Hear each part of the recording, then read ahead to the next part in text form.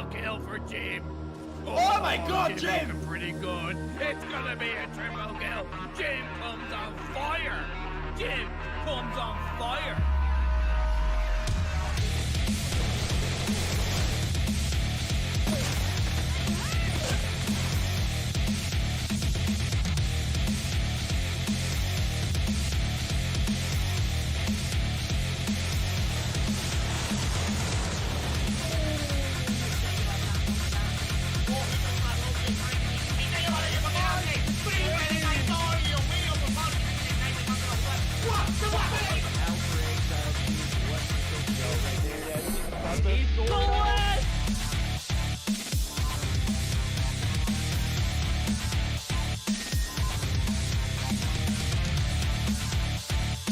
He had the right angle, but couldn't land the shot.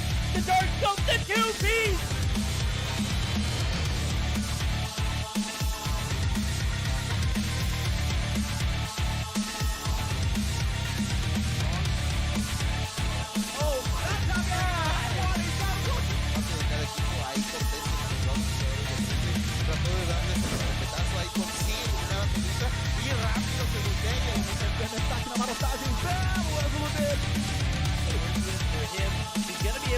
Oh my God! He was down to 1 second on the clock. Já pegou bala na cara do Master. O Almairinho vai tentando fazer o primeiro.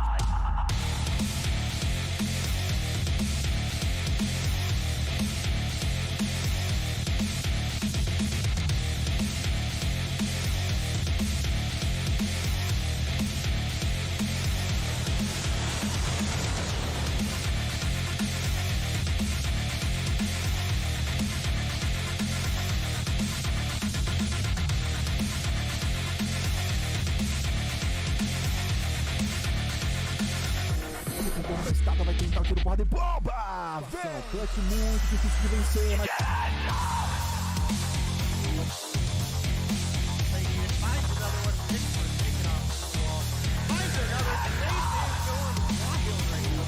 Anywhere on the body that you hit, he no-scoped Raballo right there. He no-scoped.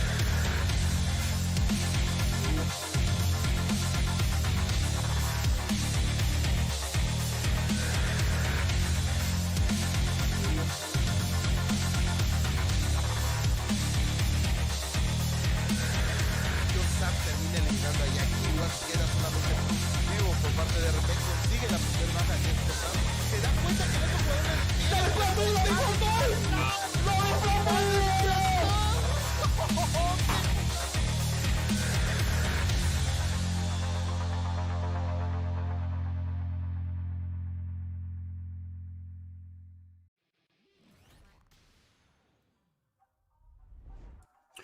Good evening, EU. We are back for the quarterfinals of the Mobile Mayhem Fall EU 2021. I'm Verdict, and looking lovely as hell to my right. That's right. We've got Imperium back, ladies and gentlemen. How are you doing, bro? I'm good. It's good to be back. I am sorry to everybody that I've been away for quite a while. I have genuinely missed it. I've been extremely busy, but it is good to be back for the all-important quarterfinals, for the final days, and to see how these teams are really stacking up as you get to the final moments of this tournament. So I'm damn excited. Oh, yeah, you should be, man. I'm damn excited. This is for, all that hard work. Is it going to pay off? For two of these teams today, it is. As a matter of fact, I'm looking at the schedule right now. It is looking pretty crisp, my guy. As a matter of fact, go ahead and let everybody else see it, too. And I know I briefed Imperium over, before we started the stream on yes, where we're at. And, he's kind of, up to date. Asylium, a little bit. Asylium and Meseeks EU going to be starting things off right? Yes, Asylium Meseeks. Yeah, I'm looking forward to that series. That's going to be a good one. It's going to be a great one. And as a matter of fact, I think the last time you cast it, I think this is what's so monumental about this one. Asylium were XOXO, and they only had 25 points. So the fact that they ended so high on the brackets, just ridiculous. So that's going to be where we start the sweat action at. Followed up by, who is that on the screen? That's not Anarchy, that's Navi. Oh, ho, ho, ho. Are we in for a treat today? Man, First of all, it is genuinely like I've had the honor of casting Navi as a name in PUBG Mobile, right? And now it's an honor to cast in COD Mobile. This will be my second title casting Navi, and it feels damn good. And honestly, the roster of this side, they deserve to be signed by such a big org. It's an honor to be part of the cast for their first official game day under the Navi banner. Man, I'm so hyped, and you know, honestly, I expect nothing more than a 2-series win from Navi tonight. I expect nothing more. There we go. That is some words of encouragement from Imperium himself. He's had the opportunity to cast on the PUBG side of things. Now we get a little bit of taste of that action here on the COD Mobile side. A much-needed one, in my opinion. And again, Nova Esports going to be playing the winner of the Asylium and Meseeks team matchup, as well as Stamina moving on for our fourth and final matchup of the night. Important information. Best of 3s for the first 2 matches tonight. These are quarterfinal events. The teams who move on will face off in a best of 5. That's also crucial information. So, prize pool splits. Do we have that available? We do indeed. Oh, nice. It's going to be $720 for first place. That's 60% of the prize pool. $300 for second place, which is 25% of the prize pool, and $180 for third place, which is 15% of the prize pool. There you go. You've got it there, man. Some hefty money on the line. Like I said, all this hard work, all that sweat, all those tears. You know, this is what it's all made for right here. We've got our best of 3 ready to rock and roll for our first series. And Imperium, I know you're ready to jump into the action. I'm ready to jump into action. We're going to see that first map. It's Summit Hardpoint on the board. Firing range, search and destroy, followed up by a raid domination. Yeah, and obviously there was also an update today as well, so I know there's been a couple of nerfs and a couple of buffs across the board. The Holger has been a weapon that has yet to really be touched. I know that from talking to yourself, talking to Ronan, so I expect that to be a priority. But with the operators, there's a couple of changes that come into play, which means we're going to see a couple of differences, I think, on the battlefield, so to speak, when it comes to the operators. Yeah, we're no longer going to see kinetic armor or TAC 5 in the mix, so we're going back to that old school banning system where you're normally 95% of the time, 99% of the time, you're going to see Annihilator ban as well as a Sparrow. That's the case here. Asylium banning the Hackney Yard map, as well as Meseeks opting to ban Crossfire. We've got the teams in the lobby. We've got the best of 3 in Fold. You know, I think we're talking about who we have for this particular matchup, and you know, I made a bold, you know, prediction. I'm gonna stick to that bold prediction. I won't say it on air, but I'm kind of interested in what you have to think about this series.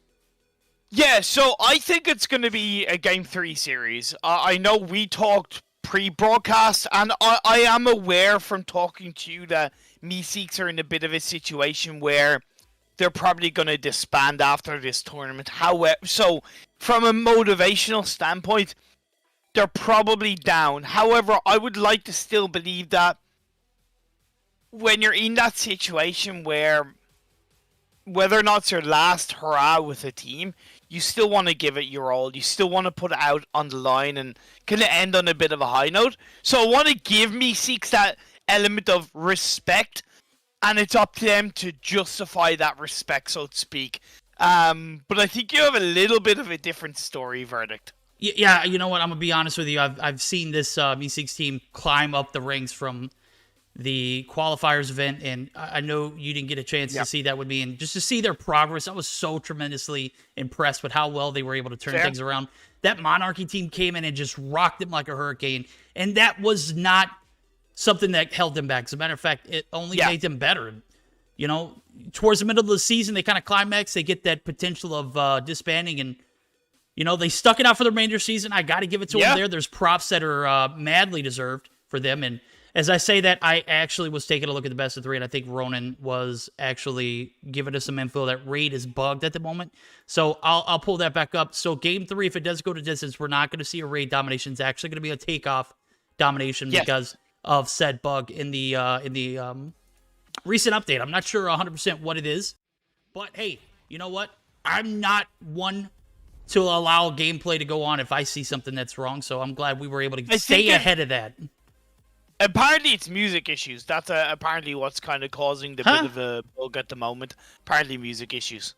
Yeah. Music? We're talking about music? Yeah. You guys don't I have don't know. music turned off? Hey, hey! Like, apparently, like you can't like switch it off. I don't know. I'm just going based off the info Ronan gives me. He could be throwing. It's what Ronan likes to do best anyway, but hey, that's all we can go off. Yeah, Ronan is notorious for throwing. As a matter of fact, we're going to go ahead and throw ourselves into game number 1 as I'm taking a look at it. It is that hard point on Summit. Boys and girls, grab your drinks, grab your snacks, grab your friends, tell your family, hey, we've got some sweaty action ahead of us. This best of 3 is going to be a good one, but I rolled with Asylium on the back end. Gilmania coming through with the raid. What's good, Gil? Absolutely love it, my guy. Thank you so much, Gil. Much love to you. Seems like there's been a little bit of a issue, and we're gonna restart the game. It seems all the players from this side of Meseeks have left the game, so we'll get a bit of a restart going. Maybe find out off Ronan what happened. And yeah, a little bit of a dud, unfortunately. I think Ronan is trying to find out my side. So we're delayed, but we'll get into it soon enough. We'll blame Gil on that one. Verdict, we'll blame Gil on that one. I love you, Gil. I blame you, though. That's okay, man. Hey, look, no ping, no party, right? That's an NA thing. These guys obviously not having the best connection.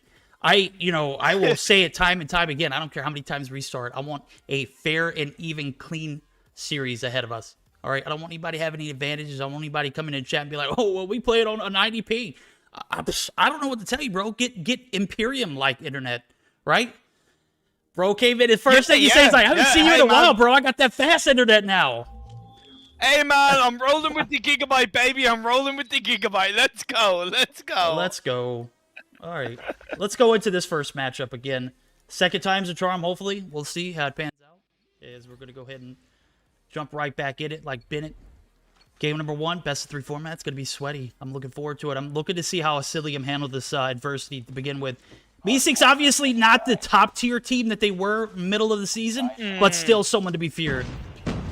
I suppose I do see where you're coming from when you speak about it should be a 2-0 series, right? You got Shark, you got Balance, you got Jazz Marvel, Faints. They're all incredibly talented individual players, so I just, again, I suppose my reason was I want to give that element of respect to Meseeks, and they do have a bit of an early lead in this P1. It tends to be a scrappy one, Verdict, but it still has been a good start for Meseeks. It is, man. This P1's out in the open. It's damn near impossible to remain in control of it for the length that Meseeks has done it, but for somehow they have managed to do it. And I'm looking at it, and the reason why I made that claim is because they've been so good ever since they got that second shot at life for that stage 5.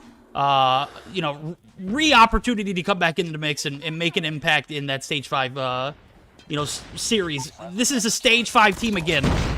They have what it takes to make something happen here, but P1 was just not it. 42-5, that's a big L for Asylium. They starting off in the hole. They're going to have to dig themselves out, and they're going to have an opportunity to do it here shortly as P2 is going to be open up. Catwalk is where all the action is going to be at, and all 5 players for the guys over at Asylium opting to play for that top control.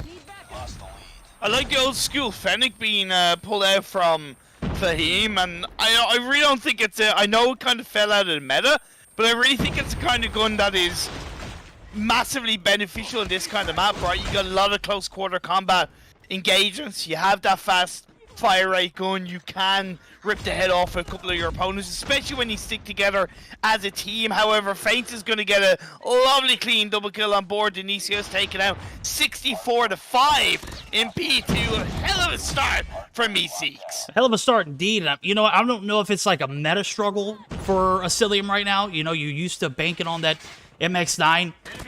It's completely nerfed to the ground. We don't see a single one in the lobby. As a matter of fact, I'm seeing a lot of Bison. I'm seeing a little bit of Fennec. I'm seeing a lot of Type 25. I'm so excited to see that gun back in the mix because it gives me those old school meta vibes. Back when the Rust was usable. Obviously, EU is notorious for, using the Rust even after its, long extended stay in the meta. Now, it's back to that Type 25, and Meseeks EU just seem to have a hold here. They have a hold here on P3 as well. with a 50-point advantage, and they're looking pretty damn good so far here in Game 1. Granted, this is a summit map, very small. The encounters are going to be favoring the team who has, adapted to that meta, where the MX9 has exited stage left. Where are you going to find, what's working for you? And I think that's where Asylium is very, very, vastly struggling right now. And, like, you really got to put it down to the overall positive KD, because it's not like Meseeks have, like, a massively positive KD, but every single one of their players is positive, right? So when you have the overall team-wide positive KD, it allows you a lot more map control. It allows you to suppress your opponents. And we've seen that from Meseeks. Hardpoint to hardpoint, they've gotten control of, they've held onto it, and there's been absolutely no real response from Asylium. You kind of counted Meseeks out to an assent verdict, and I think you've been shown to eat your words, at least for the time being. A massive lead being contained from the Meseeks boys for the time being. Yeah, I did a lot of that over the weekend too, guys. If you ever watched any of the tournaments that I casted over the weekend, I was eating my words left and right, and I'm doing it here with a 50-point advantage going into this P4 site. We see the early break come through for Asylium, a much-needed one. And I read in chat, Bobby says the MX9 is still very viable, but I don't see anything in the lobby here. Everyone's just tired of using it, he says. So no MX9, no party. That might be the case here, but I love to see the different guns getting their shine on. The Type 25 in the mix, the Bison back in the mix. I'm a huge Bison fan. And the Val, which is also pretty great. Denicio rocking this M13 Morningstar. He's frying right now.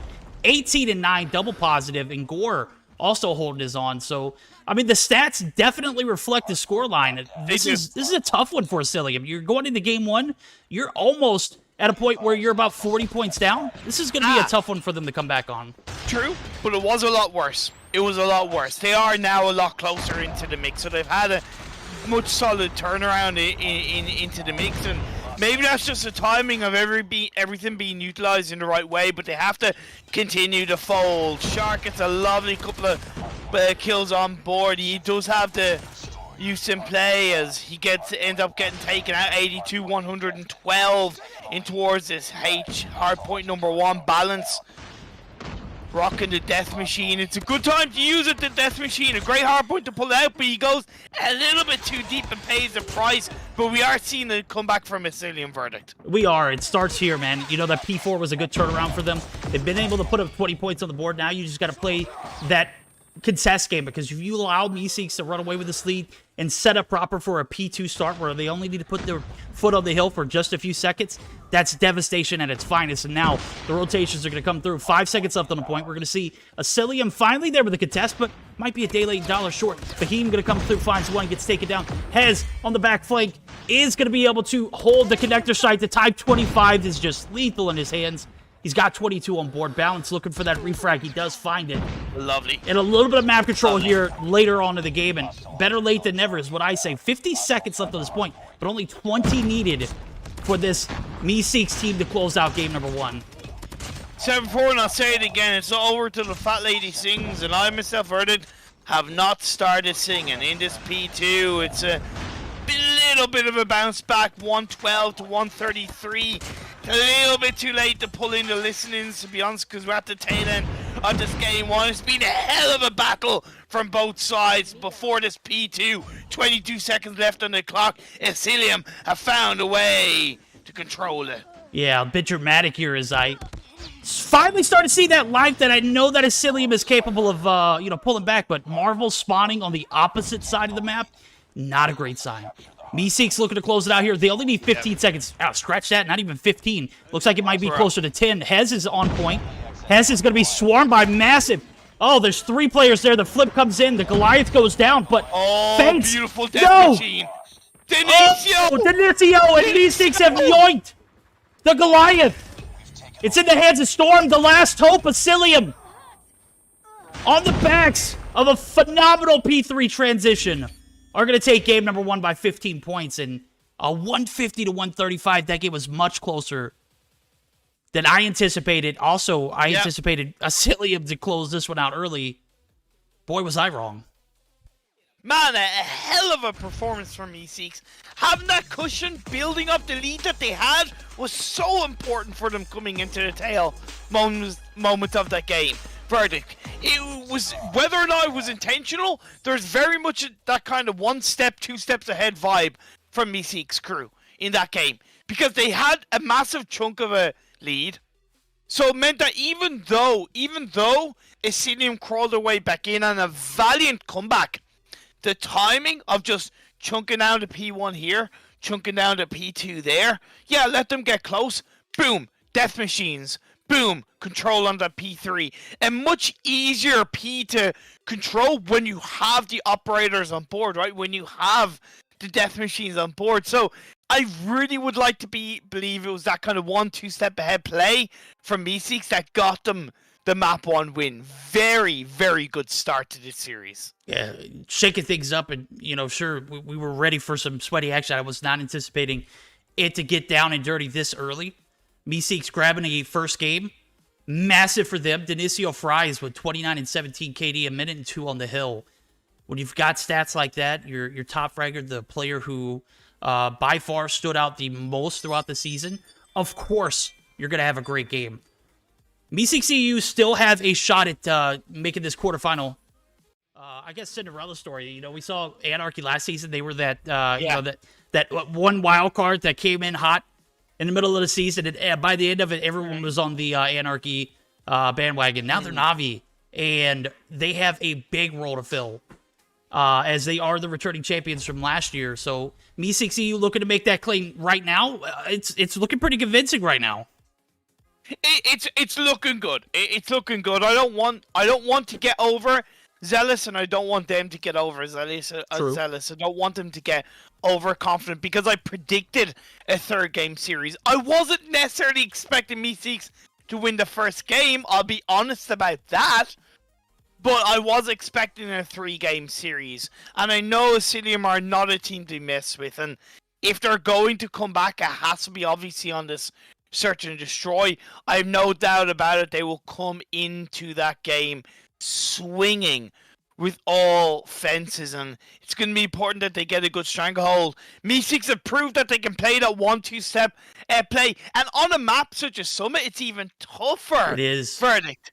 So now that we're heading on over to Search and Destroy, where it can be a little bit easier at times to execute that 2-step process ahead, it could be once again a game in the hands of Meseeks, but I've no doubt Asylium will make it a little bit tougher. Yeah, they've got an uphill battle here. This is a Summit that they were supposed to win. They're supposed to be 1-0 in this series. Why? Because Meseeks is so dang dominant in Search and Destroy. As a matter of fact, I remember a few weeks back, we had the conversation about, you know, Meseeks not necessarily playing up the par in Hardpoint.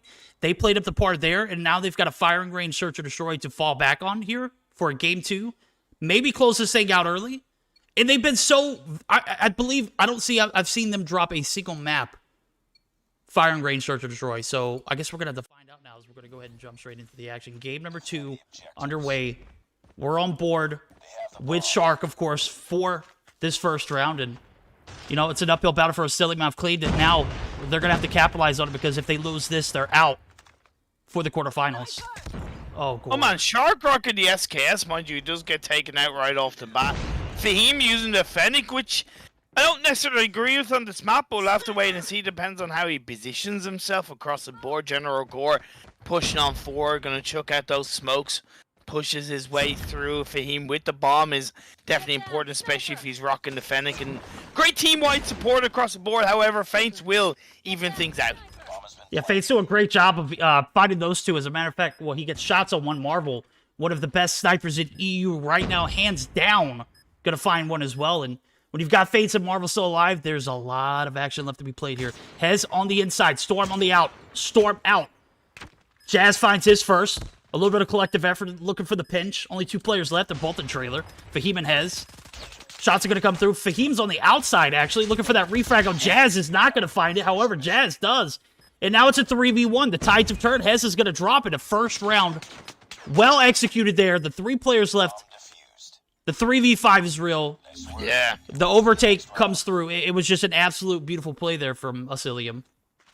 It was a good start for Meseeks. I like the theory behind the play they were going to play out, but it was unfortunately kind of, call it bad timing, call it just, it may be just too much of a commitment, but that bomb plant, like, right after losing 2 players, was just massively hurtful to them controlling that bomb plant, and in the end, it went down to their hands. Denisio opens the door with knock on the feint, so that's very healthy for Meseeks. Yep, Marvel looking for that refrag there, is not going to find it, tries to get that jump up on the backside of 10, and you know, he knows where these players are at, but Meseeks is not giving him anything to work with. That was a huge opening frag for Denisio, as Feints was one of those players who opened the push towards the A site last round. It was a 3v5, man. This should have been, you know, a picture-perfect first round for Meseeks. However, got too much overpowered play in Jazz, Marvel, and Feints. Now, Meseeks looking to keep their competitors honest here. It looks like they're not going to make a commitment. We're going to see one come through the backside. Denisio and Gore, the 2 overpowered snipers from Meseeks, open the floodgate to this jungle push, and now instead of a 3v5, we got a 2v5, and it's Shark and Marvel. Kind of really like the fact that they're still playing it safe by planting up on towards the B side, but Marvel does get a kill, nearly gets a second, but unfortunately goes down, leaves General Gore with a sliver of health. Shark left to his own devices.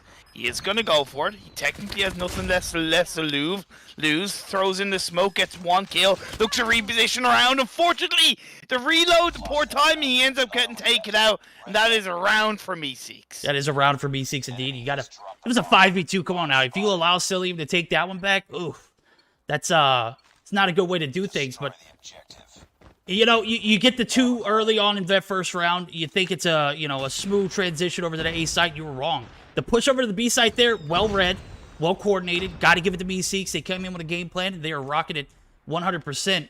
And when you've got Gore and Denisio putting in work like they are right now, 3 on board for Denisio, I mean, there's no way this team isn't moving forward right now. It's 1-1. Still plenty of surfs left to be played. No frags here initially to start the thing off. We got 30 seconds in. Oh, as soon as I say that, Marvel commits to the jump up there on 10. And Denisio right there to answer the door. That's going to be the first frag. We're going to see Meseeks try and play it out for a little bit more of a feel. They don't necessarily know which side. Oh, look at this. Oh, look at this from Denisio. It's not much, but it's so clean. It doesn't quite get the kill, but you can see what he's trying to pull off. This is really clean-cut movement from Denisio. It is, but he's kind of leaving himself open there on the top side of wood and leaving himself open his balance as well. He's going to be maybe baiting for that B-side push. And you can see all of that focus for Meseeks. They go piling up on that jungle site. This might be a decent little bait and switch here. Balance going to, give himself away in the back alley. Was one shot. Now we're going to see the push come through. Jazz going to come through. This is textbook right here. Hez finds one. Even Sig's out. No, it's a 3v1 now. Oh. Hey, you know what? I saw that one unfold before it even happened. Oh, once again, fantastic theory behind Meseeks, but the execution was poor. If you're gonna go in like that on your own, first of all, Gore, you're rocking a freaking sniper. There's no need for you to kind of be on the front line, right? Let someone else be on the front line. And even then, he was kind of on his own, and there was just a lack of coordination with that push for Meseeks. There's a hell of a coordination here in this next round. A full-on send. Gore gonna be the first casualty, though. Shark got to swim, It's one of those situations. Bomb's going to be picked up. Storm actually going to be spotted by Feints there on the transition. Is going to go ahead and try. Or actually, Denisio is going to be the man behind the plan there. As Jazz drops. Fahim drops in the background too. So 3-for-1 trades now as Feints finds his second of the round. Shots on point. Clears that A-long area. And, Meseeks heading back for the hills. They're going to be down to one player. That's Hez. Marvel getting the J358 in point. That revolver.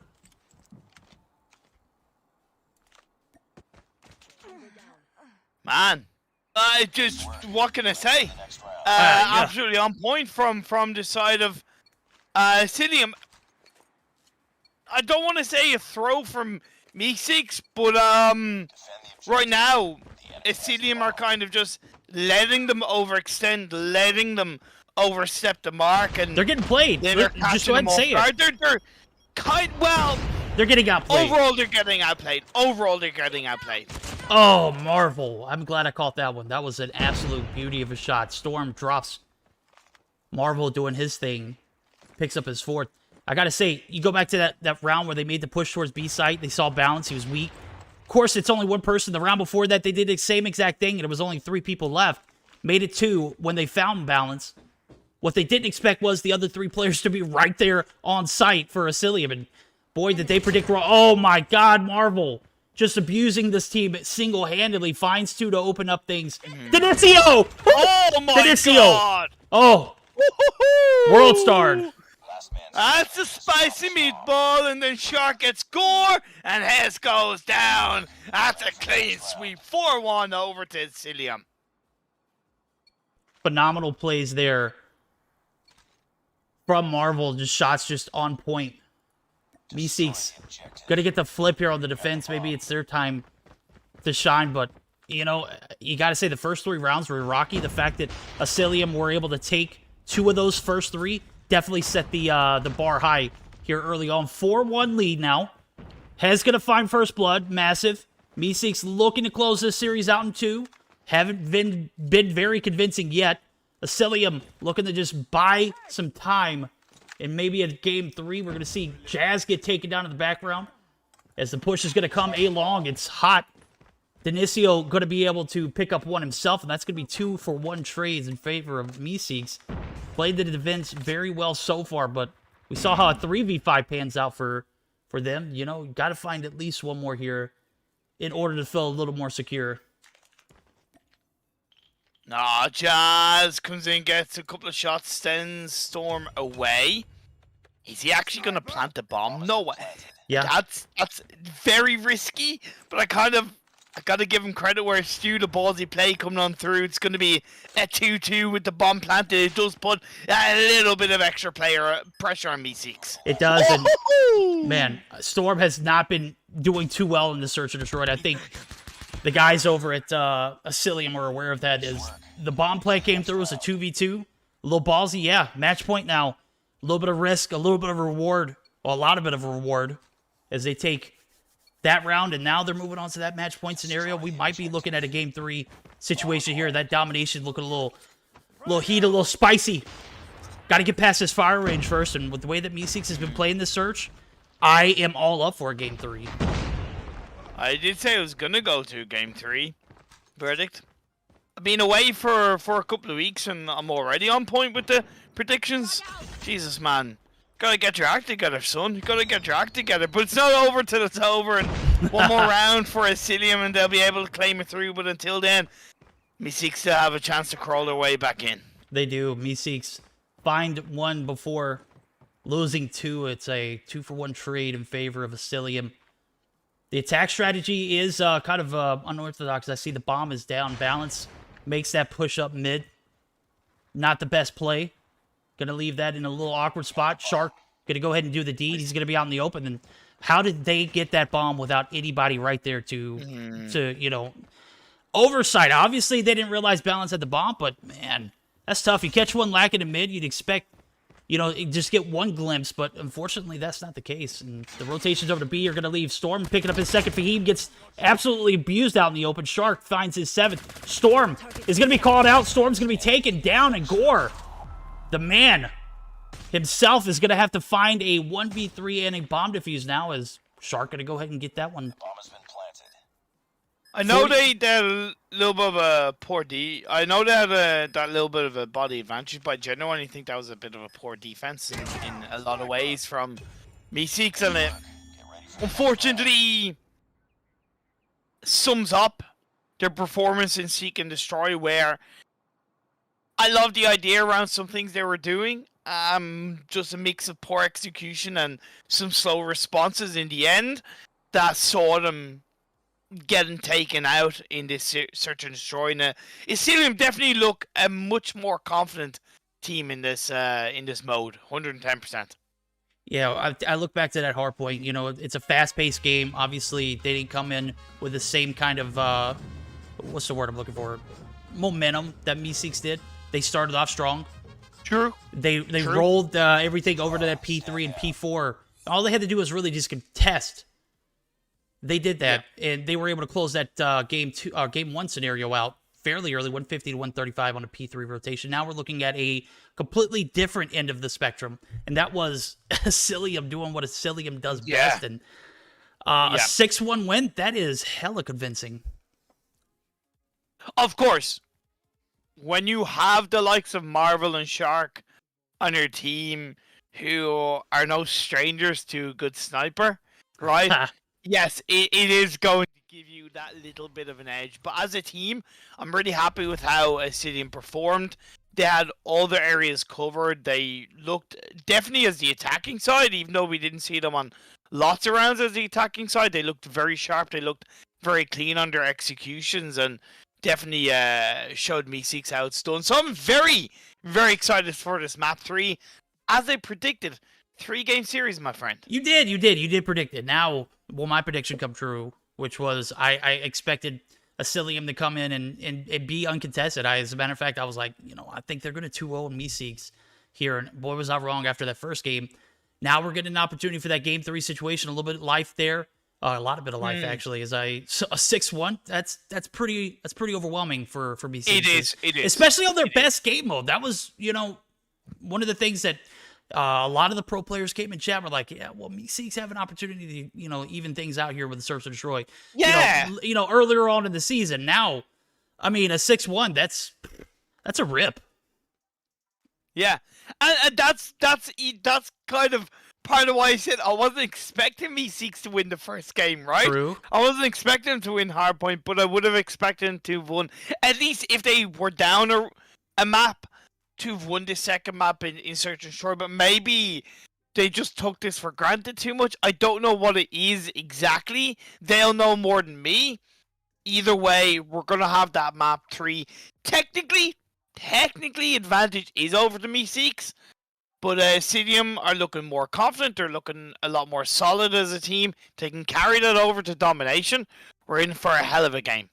Indeed, it's going to be a takeoff domination. This is a huge map where, anything could really happen. It was supposed to be a raid domination, but obviously there's a music bug apparently on raid. So, now you're looking at kind of a fair map to play out a game 3 on to potentially a game 3 where one side is going to have the advantage. I think it's the C side on the backside where the A bomb side is. If you have that home flag, it is so much easier to get and maneuver to the B site and maintain. So, it's going to be an interesting one. We're going to be ready to gear up to go into that matchup. And, chat, if you haven't made your predictions yet, now is the chance because, we're diving on in it. So you're going for Asylium? I'm predicting Asylium to win. I'm not rooting for Asylium. I got my Meseeks jersey on, guys, okay? Fair. But I'm being realistic about it. I'm being realistic about it. Yeah. No. I'm big on respect that unbiased, that kind of straight down the line take, my friend. 150%. We'll definitely have to wait and see as this game is starting. Each side is kind of taking their respective round, but it's a little bit of an early push for the B side from Asylium. Wow, they are playing with a decent bit of purpose. They are, but they're actually going to find themselves on the back end of the kill feed right there. Is the redrop for Asylium. Has doing a great job of controlling the map from the top side of this P4 window case. B actually was about half capped all by Fahim himself before he pushed out. Tried to clear the corners, and now Asylium back in action. They're going to find a little bit of heat there on B. Going to be able to find the kills to come through, and a neck-and-neck game so far. Well, first thing I'm noticing straight off the bat is 3 Holgers being used by Asylium. Verdict. Whereas primarily PP Bison being used by the players from Meseeks. I know PP Bison has found a good bit of form, and it kind of makes sense in this kind of map, but I do appreciate the Holger use. Oh yeah, absolutely. Big time. Now, I was reading in chat, the Shorty got a little bit of a nerf. Still very viable in close quarter action. Balance going to be found right there. The PP19 action from him is not going to be on point. Gore going to find one. The Shark. Oh man, the feeds are in, but the B and C cap going to be held here. And I don't see Meseeks able to get past this midsection with Jazz and I believe that's Fahim that's on the top side. This is going to be a hell of a hold here. First half domination going to be dominated, of course, by Asylium. They're going to be able to run rampant here so far. Close, for sure. You could see a possible...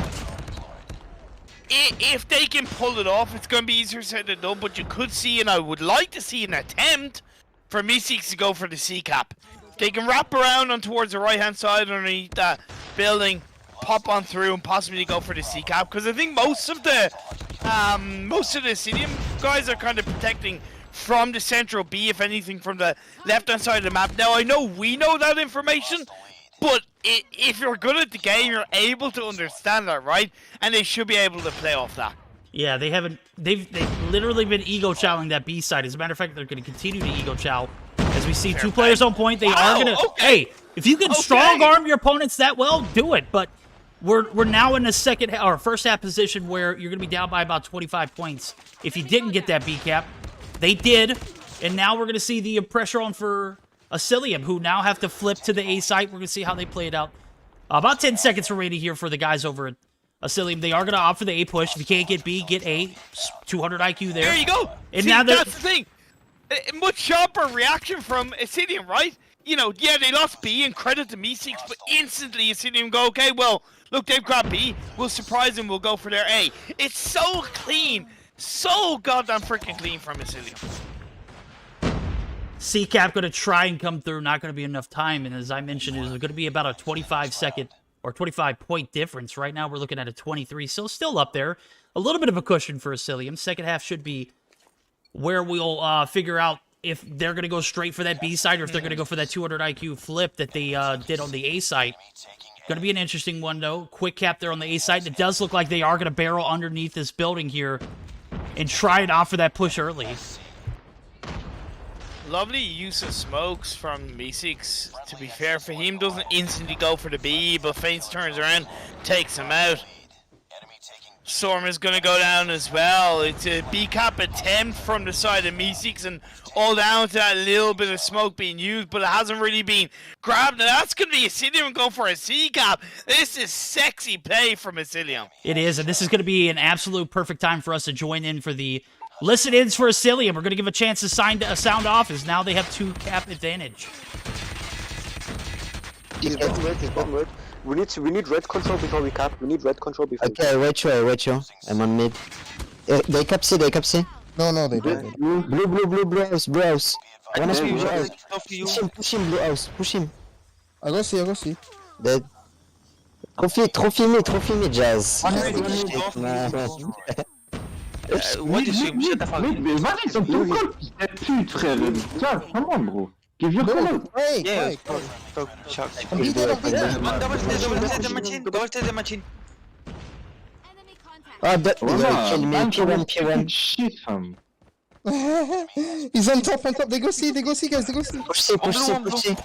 Thanks, go see, I come. Mais voilà, quand t'es mort, voilà, t'as le petit step. Bravo, ça. Piero feints. Nah, the hunter killed me. Let's go see. I watch you on medic. One blue. He's camping blue. We need to kill him blue. Oh, go see. We need to push him. Come. I need 1 HP. Camping blue. Fucking Goliath. Where's the Gallant? The Goliath is on Guys, C. we just Leave. Bro, they're camping blue. Guys, we need to kill the guy blue. Forget C. I still Goliath. They're gonna come for the triple. 20. I go see. Why is the Goliath? What the hell did I just say? These dumb niggas. Come see it. I'm gonna be honest with you. I stayed in a little longer than I normally do, and I think it was well worth it. The comms, you heard it; they were flowing consistently. Imperium, what were your thoughts?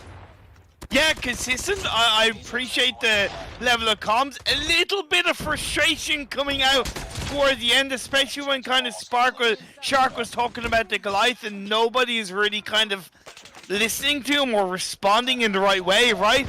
And I definitely think they were getting a little bit frustrated with each other. But other than that, I really appreciate the theory behind the consistency, the flowing, and yeah, there's also a good level of calmness at the beginning from their comms. Really clean. Well, there's a bit of consistency and a bit of calmness because right now they're, you know, they could be content with holding that A site, and I do see Feints and Sharks actually falling back. Marvel going to spawn right there on it, and they need, or Meseeks need a triple cap in order to win here, and the C cap coming through is going to solidify it. That's the nail in the coffin. Game number 3, unless Meseeks can get a triple cap in, which I don't foresee that happening. There's no traction on either site, A or C, for them.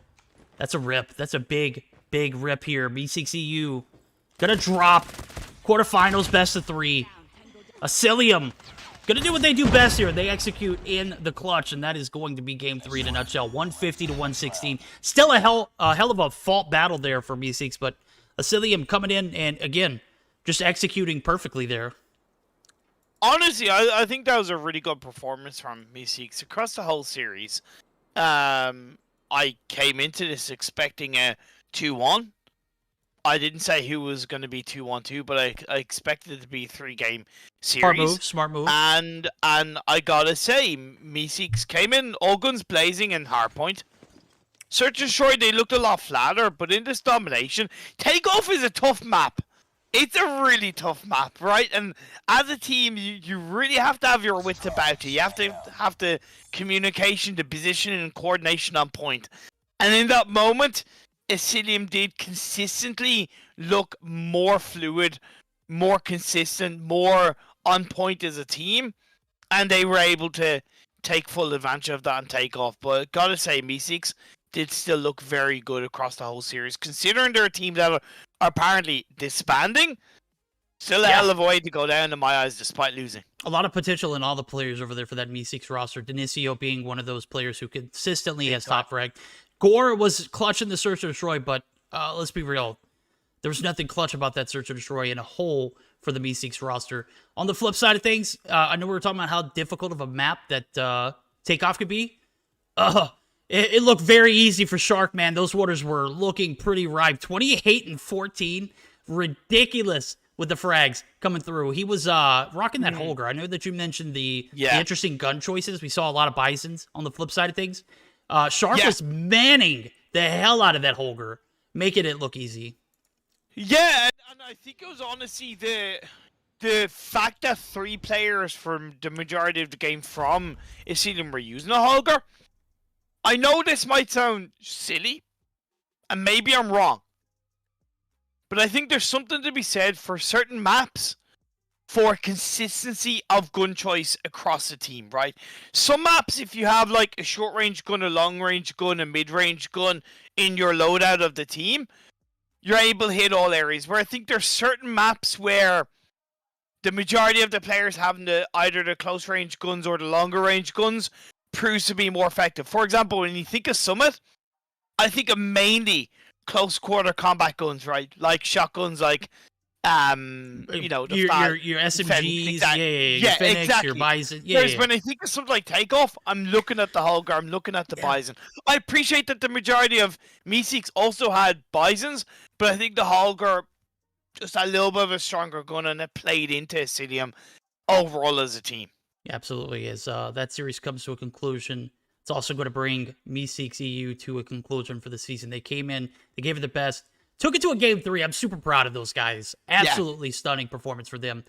Asylium, however, they've got a titan of a matchup later on this evening, wherever you're at. Taking a look at the brackets. Nova Esports will be taking on Asylium in our 3rd matchup tonight, but now we've got, the matchup that I think Imperium's been waiting patiently for. That's Navi and Gallant Esports ahead of us. We're going to take a short intermission. Does that sound good to you? Oh, yes. All right, we're going to take a short intermission, get these players in here, give us a few minutes to collect ourselves, get prepared for the next series, guys. Don't go anywhere. We've got more action ahead of us.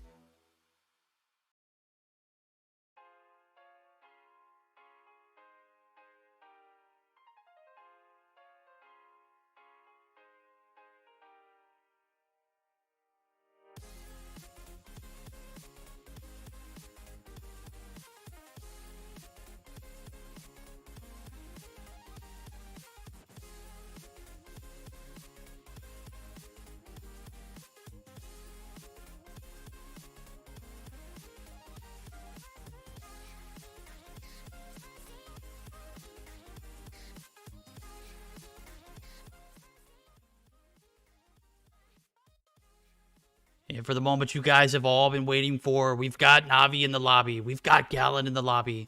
We've got a best of 3 to come. Winner will be moving on to play Stamina in the semifinals of our last matchup of the evening. Imperium, talk to me. I know we're ready for this series. I know I am in particular. I know this chat is because I can't, look at it for 2 to 3 minutes, and guys are like, "Hey, when's the match supposed to start?" Just give us a minute. Let the teams join in promptly. We want to make sure everything's good before we deliver you the absolute best performance. Look. It's as simple as this. I do my best to remain impartial, but I'm so proud of the boys over in former Anarchy being picked up by Navi and playing underneath such a historical name, such a historic banner. And let's be honest, that is going to put weight and pressure on them to perform. For example, with all due respect, I'm looking at this series and I'm going, it needs to be a Navi 2-0, right? If it was just the Anarchy name, I'd be going, yeah, okay, 2-1. I'd still expect them to win, but I go, yeah, 2-1, fair enough. Honestly, I'm looking at this going, it's goddamn fucking Navi. It has to be 2-0, right? Hey, you know, It's their history's got to first start official here. Performance. Exactly. Right? History's got to start here. You know, they got to start things off on the right foot. And, you know, I think that's actually where we're going to set things off right here as I'm looking at the best three. We ended on a domination takeoff. Now we're going to start things off with a takeoff hardpoint, followed up by a firing range on search and destroy. Game number 3, if it goes the distance. I don't think Imperium wants to see it go this far, but if it does, standoff domination. Map vetoes and operator vetoes. Go ahead. I don't want it to see it go this far. I just don't expect it to. It shouldn't go that far. Look, if Gallant take them to Game 3, hey, credit to Gallant, genuinely. And I don't mind if Gallant take it to Game 3 if it's like a super close matchup that brings them to it, right? Because that can be the way the cookie crumbles sometimes. But I need to see, it has to be Navi on top of their game. It has to be. I want nothing else from this roster. Nothing else from this roster. Map vetoes. Navi banning Crossfire as well as Gallant banning Hackney Yard. Won't see either of those two in the mix. Operator bans are Sparrow and Death Machine. So we are going to be seeing some interesting plays from Annihilators. Thinking back to what the norm was and what the norm's supposed to be. Yeah. Not seeing that Annihilator in the mix is pretty interesting. As a matter of fact, it was Gallant who didn't ban it. So, what's your take? Death Machine being banned is a really interesting one. I don't disagree with it, but I also think it's one of those things where it can be both a positive, but it can be like a massive throw. It can be a massive negative. I don't think it's like really overpowering. But it's one of those things where it can be a bit of a curveball being thrown out. So to me, hey, it's okay. It's just going to lead to a little bit more of an interesting series overall. I love the fact that we're starting on Takeoff, though, Verdict. I really like Hardpoint Takeoff. I love the map in general, I suppose. Definitely it's one of my favorite maps.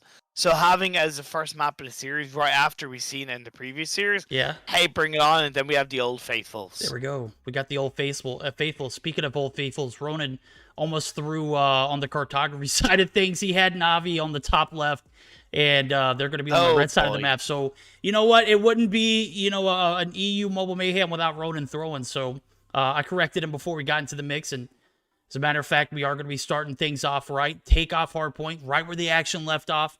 If you were able to join in that third game of the Asylium and Meseeks series, Asylium obviously took the bag there. They're going to be moving on to face Nova after that, but now it's time. One of the highlighted matchups of my evening. I know it's one of the ones for Imperium as well. Oh, yes. We're going to jump right into it. And already off the bat, I'm looking at Miney with an ASM-10. Nope, he's going to be swapping it. What's your expectations for it? Because I've kind of, you know, what's your expectations coming into this? Oh, you know what? You got to start things off right. This is a Stage 5 contending team. With the Navi name now, you got to make that name look proud here in COD Mobile. And off the rip, they're going to find themselves with a little bit of a deficit. And that is going to be Creed on the flank. Finds 1 point. Still going to be held. Gallant.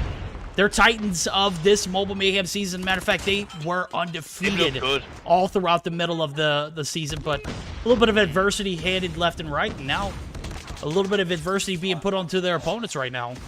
By the way, Owner is actually leader. Just to let everybody know, Owner is actually leader playing. You can see Guthilia pulling out a couple of fantastic kills. And yes, okay, this P1 is quite scrappy, but for Navi to have 0 points 40 seconds in is pretty damn poor. I expected a much better from them. A 30-point lead for the side of Gallant is exactly what they want coming into P2. Yeah, you're allowing Guthilia just to absolutely manhandle you at the moment. As a matter of fact, I'm looking at his operators and his score streaks. He's almost got his operator. He's got all of his score streaks, and he's got 10 kills on the point. There's no freaking way you start the game off right, allowing a player like this to just rack up score streaks.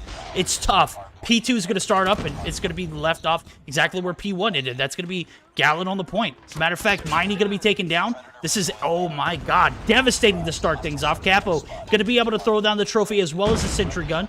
Is going to play his life as he rotates down to the bottom side of the hill. He's got plenty of help up top, and this is a tough start for the guys over at Navi. Oh, SpaghettiO is all I can really say. They've got 0 points on board yet to really find their feet. And Wait a minute. What do we got here?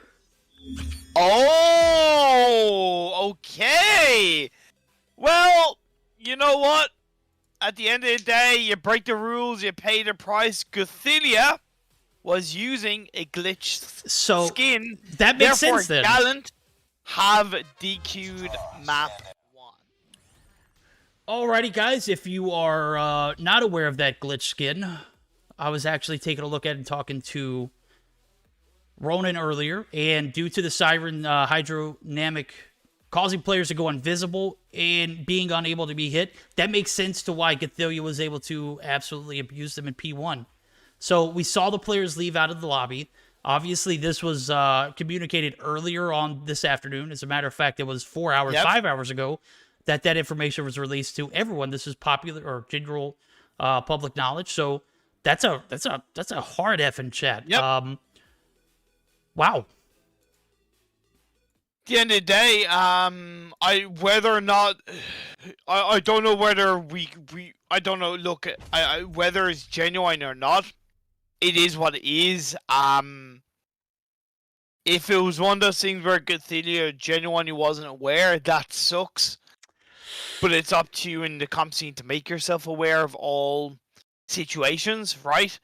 As much as mistakes can happen, if it wasn't genuine and it was just something that he thought he could get away with, man, you paid the price. And yeah, I like to think it's the first one, though, of course, that it was a genuine mistake. But it is what it is. Rules are there.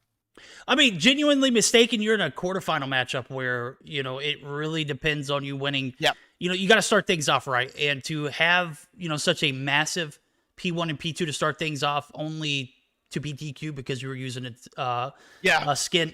I don't know if it's a lack of knowledge. I'm hoping it is. I'm hoping it was a genuine mistake. But these players know it. They play the game more than anybody else, around. These guys are aware of what's going on, the bugs. The scenario is that, the map DQ is what it is. So we're going to be moving on to a Fire and Grain Search and Destroy. And Navi, even on the backs of having to pull out of that game, it was obvious DQ for the guys over at Gallant Esports. That's tough, dude. We're in a quarterfinal situation. Come on. Yeah, and that's the thing. It's not the way I'd like to think. It's not the way Navi want to win a game, right? You don't want to win a map off a DQ. You take it. You're not going to say no to it.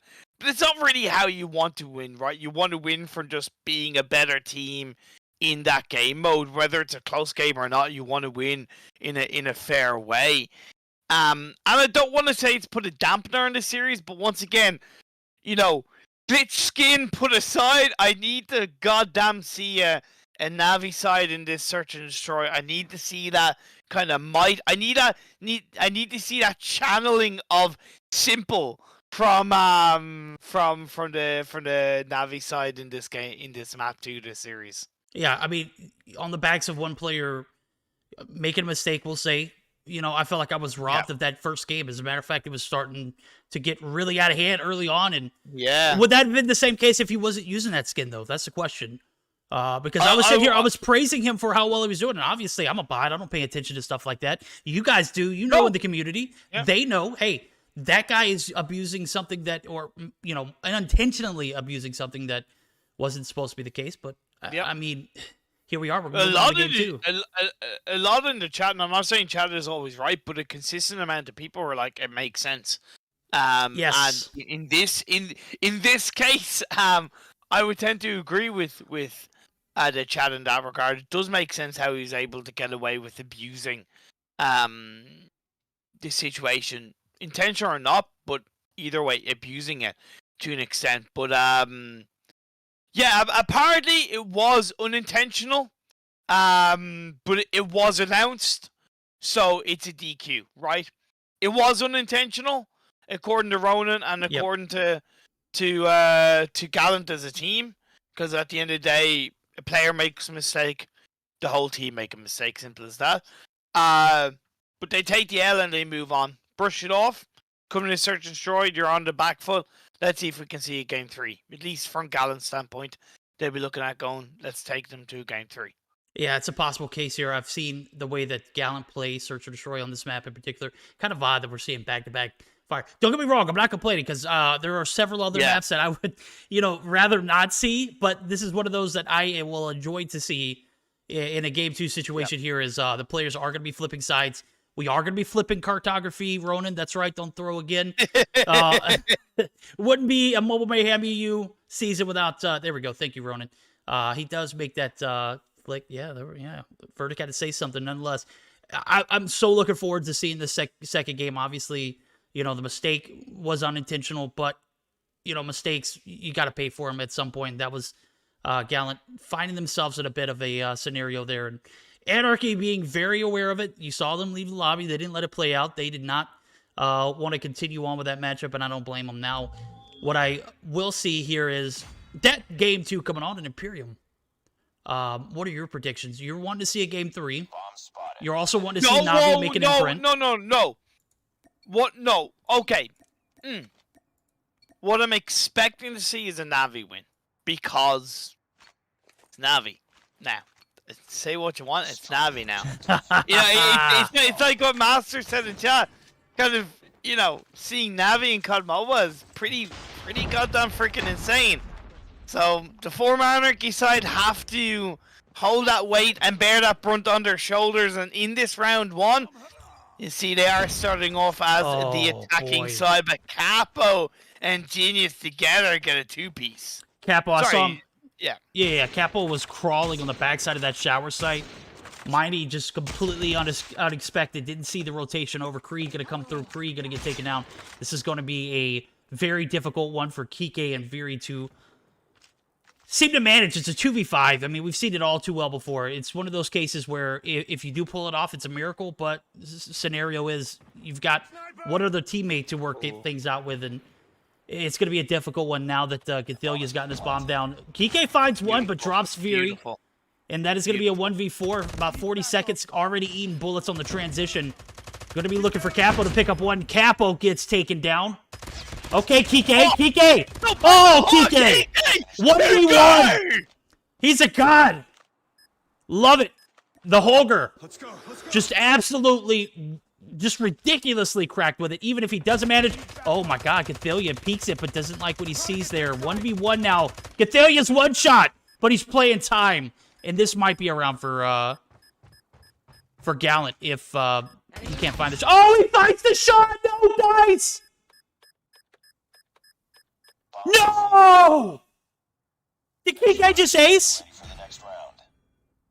That was a Kike ace. I'm speechless. That's what I'm fucking talking about. Oh my god. That's what I'm talking about.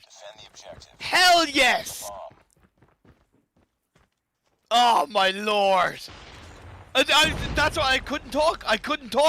I was just like, yeah, okay, this is happening. Insane first round. Bit of a throw, of course, coming out from the Gallant side, but at the end of the day, that's what the Navi name brings. It brings never giving up. It brings always there to win, always there to fight until the bitter end.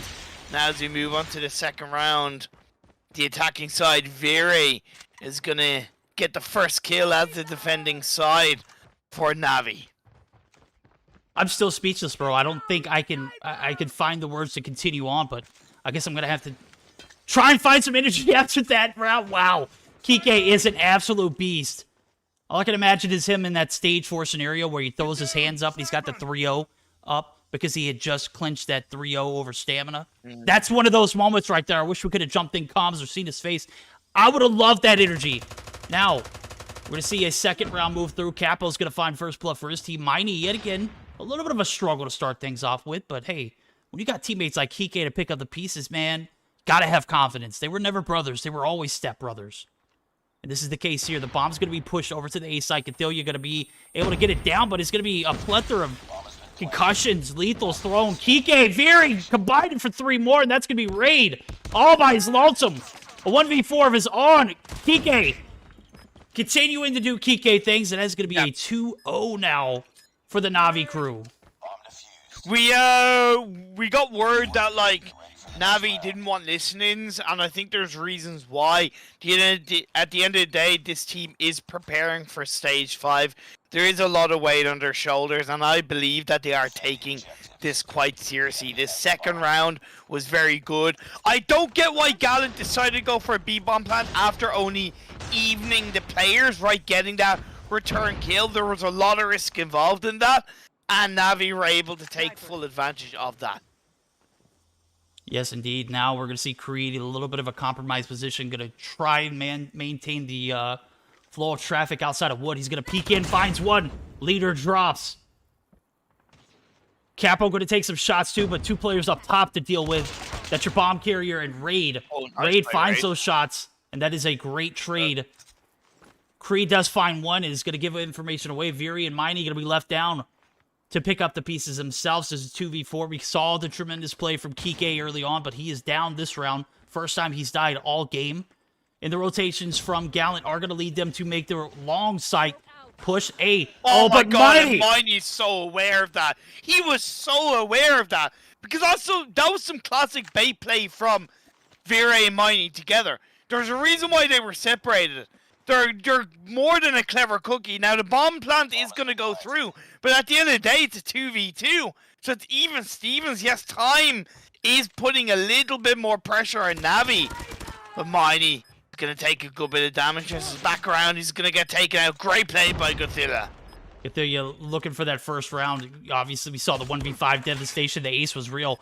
Viri going to be left with 20 seconds on the clock. Bombs planted. Not much you could do here. Both players are kind of spread out. Oh my god, Viri gonna find one, but Godzilla securing the first round for Gallant. And we've got ourselves a ball game. It's interesting. 2-1. Yeah. Should be a 1-2 in reality. I mean, there's no dice. Kike clutches that right. Wrong. Yeah, it was good. I think after kind of getting that bait to even things out, Miney and Viri should have joined up and teamed together a little bit quicker, a little bit better. It is what it is. KK even things out as he gets a kill onto Capo in this next round, the fourth round of this game.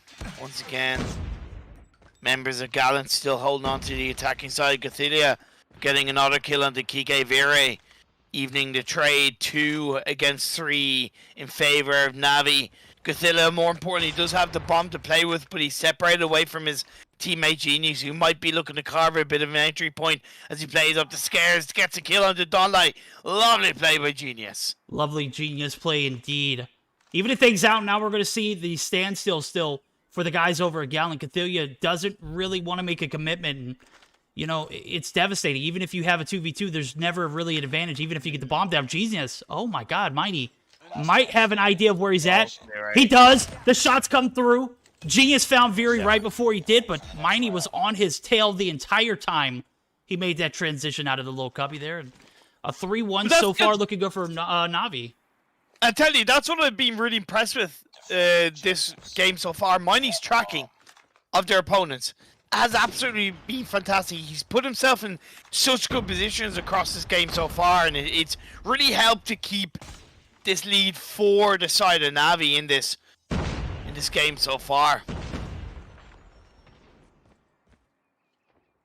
Does Viri snipe? Are you guys crazy? He's got 7 kills. Does he actually snipe? No, he just hits people with DLQ Zealot skin all day long. He's never actually used a sniper. No, he has. He's been sniping for the past 2 weeks, and he's been drastically improved. But Raid does find those shots now, and we've got Viri, who's never sniped before in his life, is going to drop. It's getting dramatic here, guys. I'm making claims. Imperium is making claims. Chad is going wild right now. They're still hyped up after that 1v5, but we're long past that round. And as a matter of fact, Navi able to steal 2 more rounds after it. Looking pretty decent so far on the defense. Can they hold that same streak as after this round? We're going to be moving to the attack. It's a 5-3 now. Yeah. 2-man down for Navi, but Miney looking to make it even. Miney, actually, Donlight does. Finds one. Shot's going to miss from Miney, and now we're going to see that bomb play. 43 seconds left on the clock. Navi have to have a perfect retake here.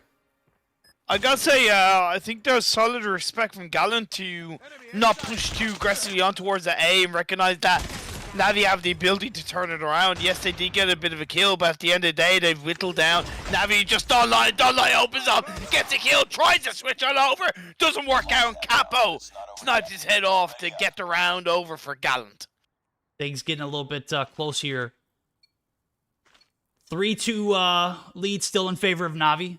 Gallant looking a little better on that attack towards the end, but obviously we saw the 1v. I'm going to continue to go back to the 1v5 because it was so damn epic. We're going to see Capo find first blood for his team. Raid makes the push up. He's got multiples to deal with. He's going to be obliterated. Creed drops Raid, and that is going to be a bomb plant here. What are all the guys doing here? They're looking for that focus mid.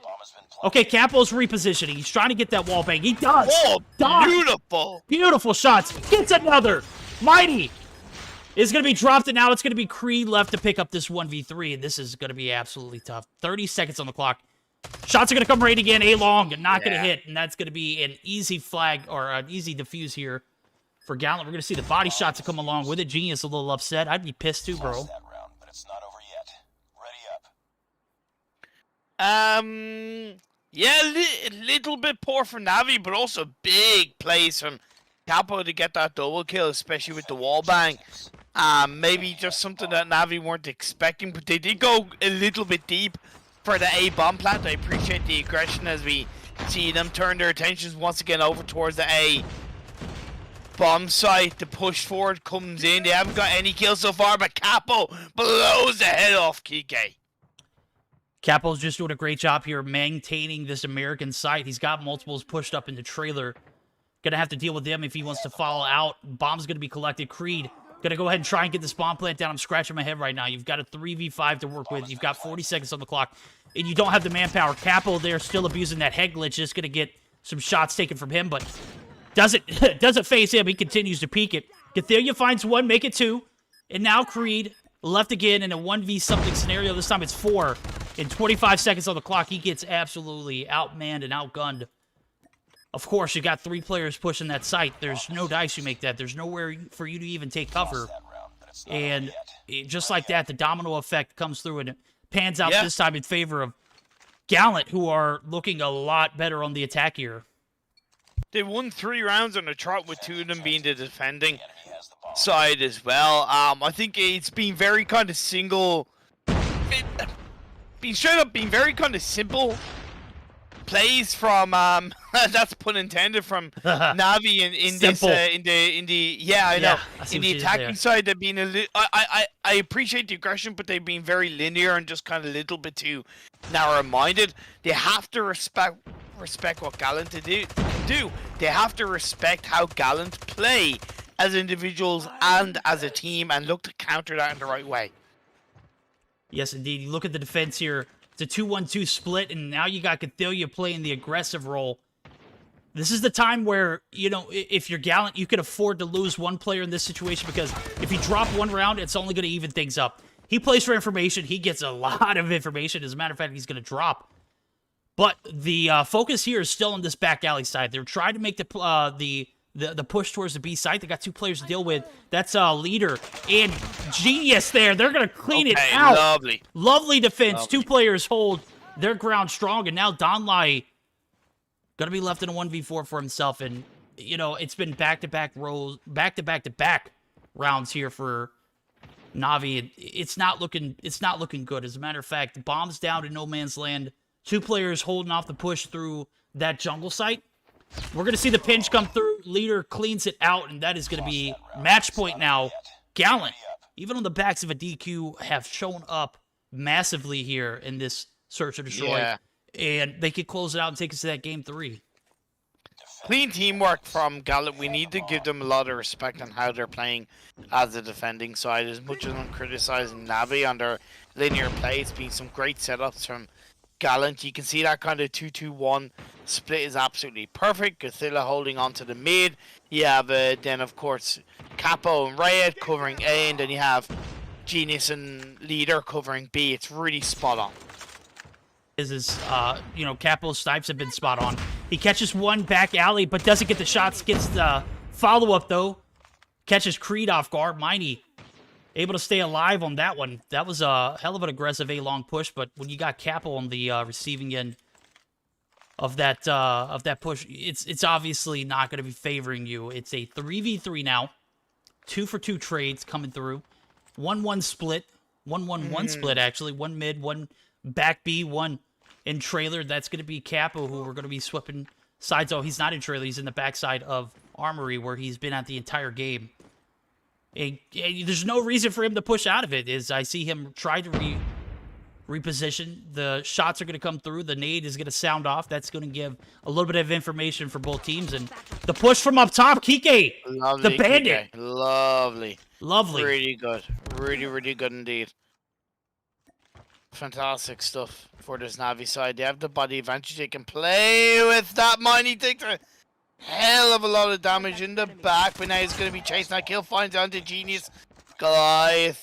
Gothilla, should I say, last player standing. It's a 2v1 with the bomb in the hands of Navi. They're going to be able to play towards the B cap, which I think is, that B plant is absolutely perfect. It makes sense. It's the safer of the two, but Gothilla isn't wasting any time. Looks for the shots in the down line. Doesn't quite connect. Does connect now, but he takes a hell of a lot of damage. Finds a kill on the Mighty. Oh my lord, Gothilla.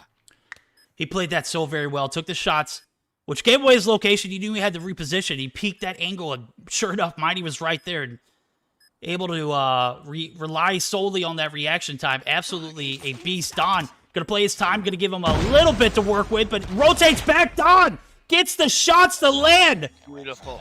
Don executed perfectly. And we're gonna see another round here. Match point still in favor of Gallant, but there's still a lot of fight left here in this this Navi squad. Don't lie, played that really well. He knew all he had to do was play time.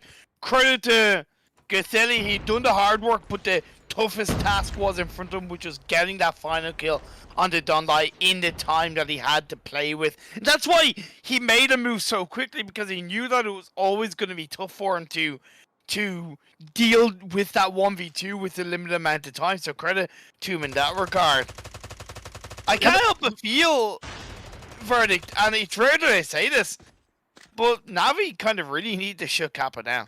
They kind of do. As a matter of fact, he's been allowed to roam freely throughout the map on that backside of A, and you know, you really can't get a good angle before he is able to find you, so very unfortunate. Creed finds Cathelia to begin things off with, and I wanted to make a note. Don is actually rocking the thumper, so he did the 200 IQ play. Yeah. Knocks the car out, which gets a hit marker and repositions. I wanted to make sure that that was the case before I made the claim, and sure enough, I checked his loadout. Bro was rocking the thumper. Rip. Yes, thumper. Bobby is coming to chat. Is that a thumper? Yes, it is. Veery finds the third, and that is going to open the floodgates to this A site, where I can see Kike making his transition over. They've only got Genius and Leader to deal with. That's not Honor. That is Leader trolling. Genius and Leader do find one on the backside. What were you doing over there, Creed? Great teamwork by Leader and Genius together as they played it through, but the hard work once again is still in their hands. A bomb is being planted on the A side. It's going to be a little bit of a tougher defense. Miney looking for the snipes inside the trailer. Doesn't connect on towards one of them. Needs to reposition. Very on top of the high ground. The kill onto Leader is going to be very healthy indeed. Genius left on his own. Has really nowhere to run. Nowhere to hide. Miney snipes him out. We're going into round 11. Yo, you guys asked for dramatic? I said yes. This is about as dramatic as it gets. We're going to a round 11. Gallant can't find this round. They are going to be eliminated. And we're going to see Navi moving on to the semifinals, where they'll face off against Stamina, but they got to get through this round first. It's been a tough uphill battle for this squad. As a matter of fact, the 1v5 set things off right, but it has been everything but a picture-perfect scenario here for this Navi team. As a matter of fact, the search has been so very dominated by Gallant, and you can credit that to Capo. He has just been absolutely a force to be reckoned with. 11-7. He is going to be taken down first. Very fighting first blood for Navi, just absolutely on point. And it does look like the Gallant boys are going to be falling back, and they got to play this thing a lot more patient now, as they have dropped one of their top fraggers for this lobby. One kill doesn't mean the game win, Navi. Play cool, calm, and collected. You've got that body advantage. Let time run out and force the side of Gallant to make the mistake. Very important round for both sides. For Gallant, if they win this, we go to game 3. If they lose this, they lose the series and they're out of the Mobile Mayhem. For Navi, I expected to see a 2-0 series win. They won the first game, the hands of a DQ. If they can close this one out in this round 11, they move on cleanly to the semifinals. Now we're going to see that 2-1-2 split here for Anarchy. They're not giving, or Navi, good God, sorry, first time. Will be the last, obviously. The push comes through. 3 players going to make their way towards the site. Raid going to push in. Oh, Raid violates Kike. The gun swap, just not perfect timing. The COD timing at its finest. Raid going to be able to continue his devastation. Finds another. Veery finds another for himself. Oh, it's getting intense. Beautiful by Mighty! Raid's now the last player up for the side of Gallant. We're looking at a 1v3. He finds one! He finds 2! Oh my lord, That's it. Raid! He's doing it all! He's gotten a 4-piece! He's looking for the ace! But it's not going to be the case. Time is over. And Navi take the game. They take the series. I will be honest with you. I wasn't looking at the time, and obviously I wasn't either. Navi was because you see the last player alive, Don, in the back. He's like, "Hey, dude, we did our dirty work. I'm falling back. That's time being played at its finest." Raid could have found that ace and closed things out, but unfortunately, that's not the case. Navi are going to be moving on to the semifinals. They take the bag 2-0 in this series. And guys who are asking out there, are we going to see a game 3? No, we're not. Taking a look at the stats now. Phenomenally played there from Navi. 10 kills on board for Kike. He hands down gets that MVP. Yeah. Even after picking up that ace in the first round. Whoa. Hands down, bro. I'm sorry. His name isn't Kike. It's Simple 2.0. There we go. It's not complicated. Simple 2.0. It's not complicated. They're looking for that. They're looking for that championship, bro, and they put up some championship caliber material there in that search and destroy. But I got to give it to the guys over Gallant. They played so damn well this season. One of the top contenders coming in, and you can see the scorecard to go along with it. Obviously, they outfragged Navi. They should have won that.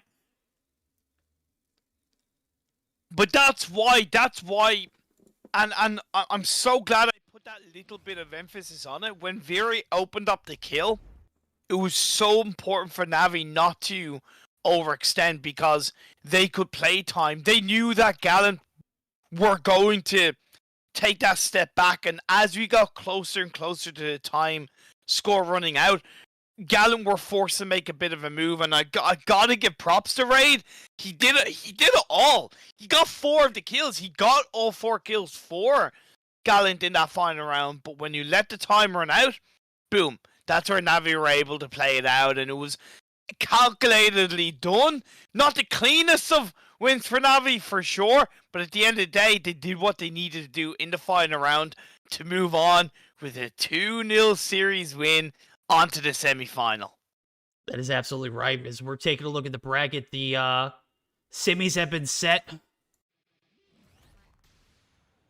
We've got a sweaty one ahead of us. Asylium and Meseeks EU. We saw Asylium take the bag there 2-1. They're going to be moving on to face Nova Esports, which is going to be our next matchup. Navi secure their spot for the semifinals. Looking for a finals berth, but bro, look who's on the opposite side of that that bracket right there. That's Stamina. Stamina, who have only dropped 1 series this entire season. We're to play opposition now. That 1 series, just for, you know, a little bit of suspense being built, was against, you know, who was then Anarchy, and it was a convincing 2-0. Oh, yeah. So, we still got plenty of action ahead of us. Man, what are you feeling right now? You feeling a short intermission to get these guys in here? What are you thinking? Yeah, let's go for a quick break, cool ourselves down, get things ready, get the players in, and then we'll get the show back on the road. You already know how this thing works, guys. Get this short intermission underway. We're going to have plenty of action left. Nova and Asylium looking to set the stage for that grand finals appearance.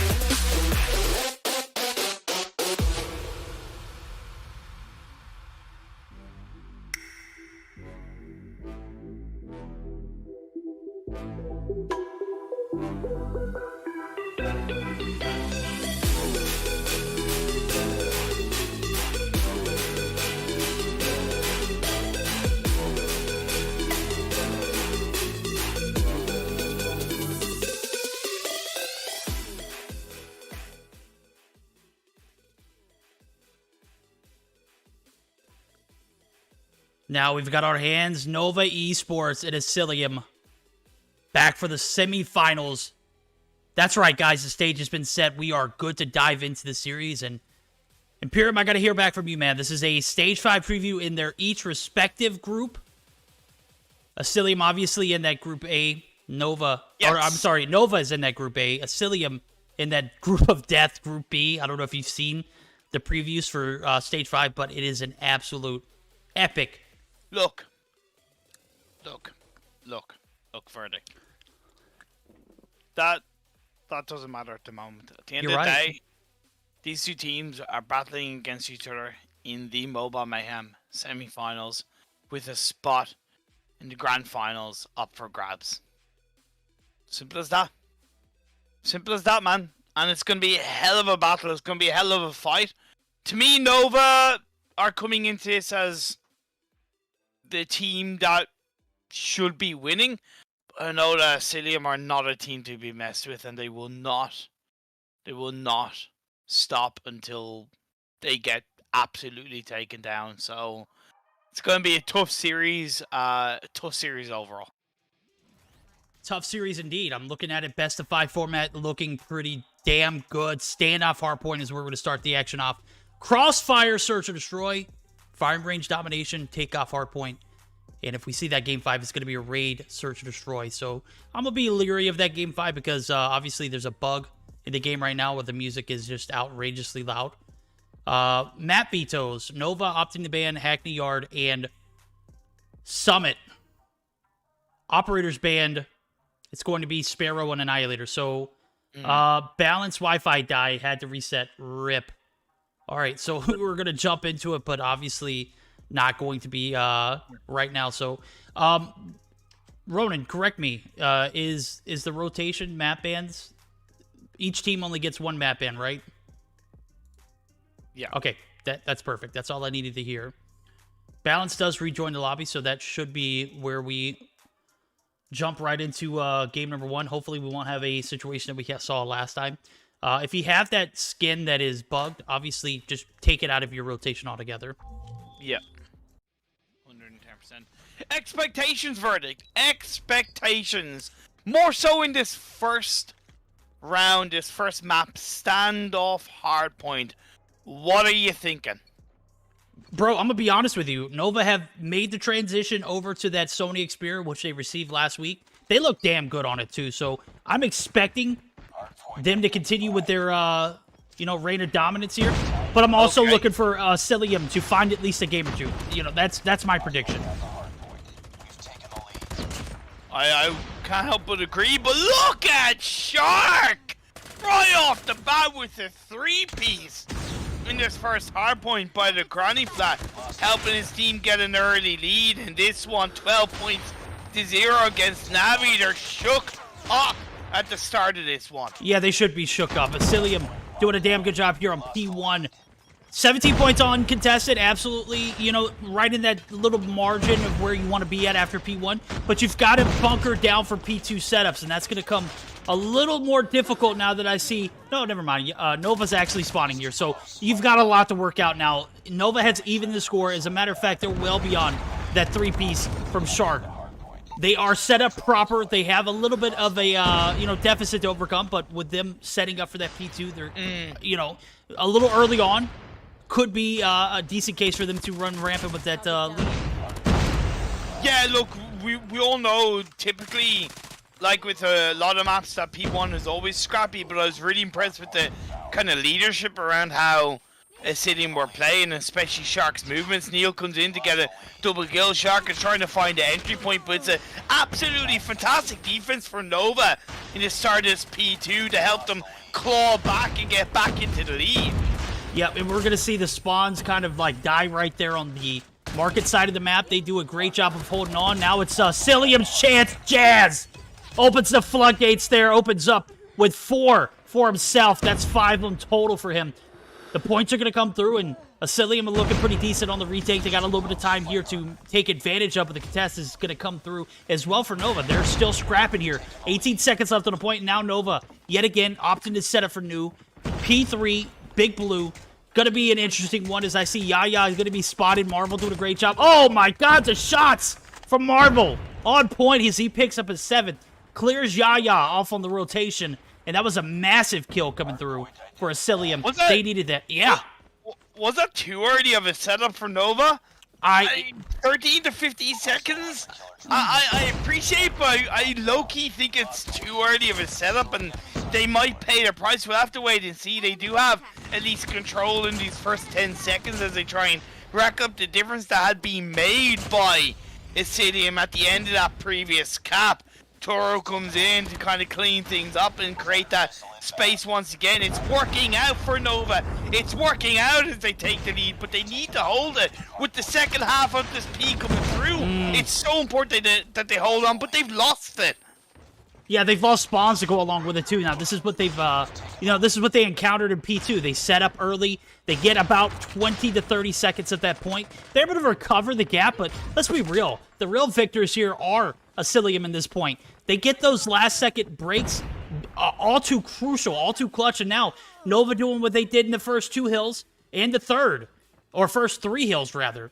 That is setting up for Newitt. You can't win on the backs of, taking the first 20 seconds because you've opted to make that rotation over. I would have liked to see a little bit more of a constructive push, and a constructive hold on that P3. If you're going to double down, you got to double down. You got to do it well. And the spawn's not coming through. It's a tough situation now that Nova has to deal with.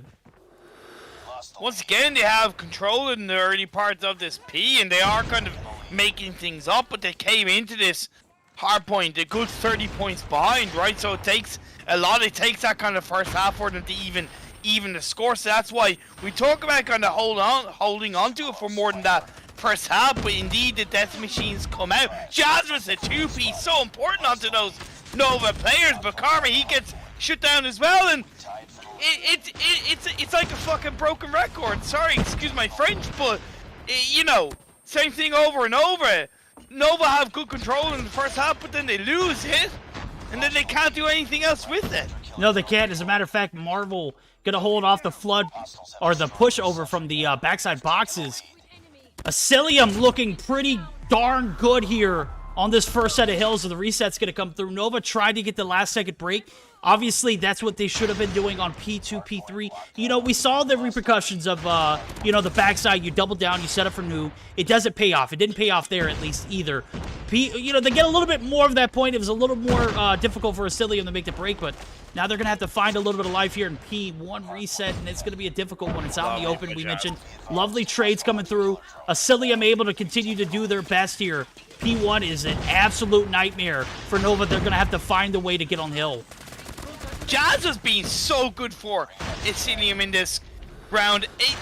Time after time, he's been that kind of entry pointer. He's been that player to really turn it around for his side. So I've got to give him props individually. His balance gets a 2-piece on board with that death machine. 142 and counting with 13 seconds. They could close this one out in this P1 on towards Granny's. 146 with 7 seconds left on the board. 149, 150. That is Asylium with the round 1. That was a well-fought round 1 there for the guys over at Asylium. You saw the devastation on the retakes.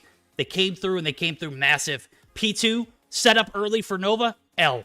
P3, set up early for Nova, L. Asylium just continuing to chip away at the breaks. They get a full 30 seconds on that P3. They get almost a full 30 on that P2. And you got to think, when are you going to stop the bleeding for Nova? It didn't happen. And Asylium were able to close things out early on a P1 reset. You don't normally see games in that way. No, I know.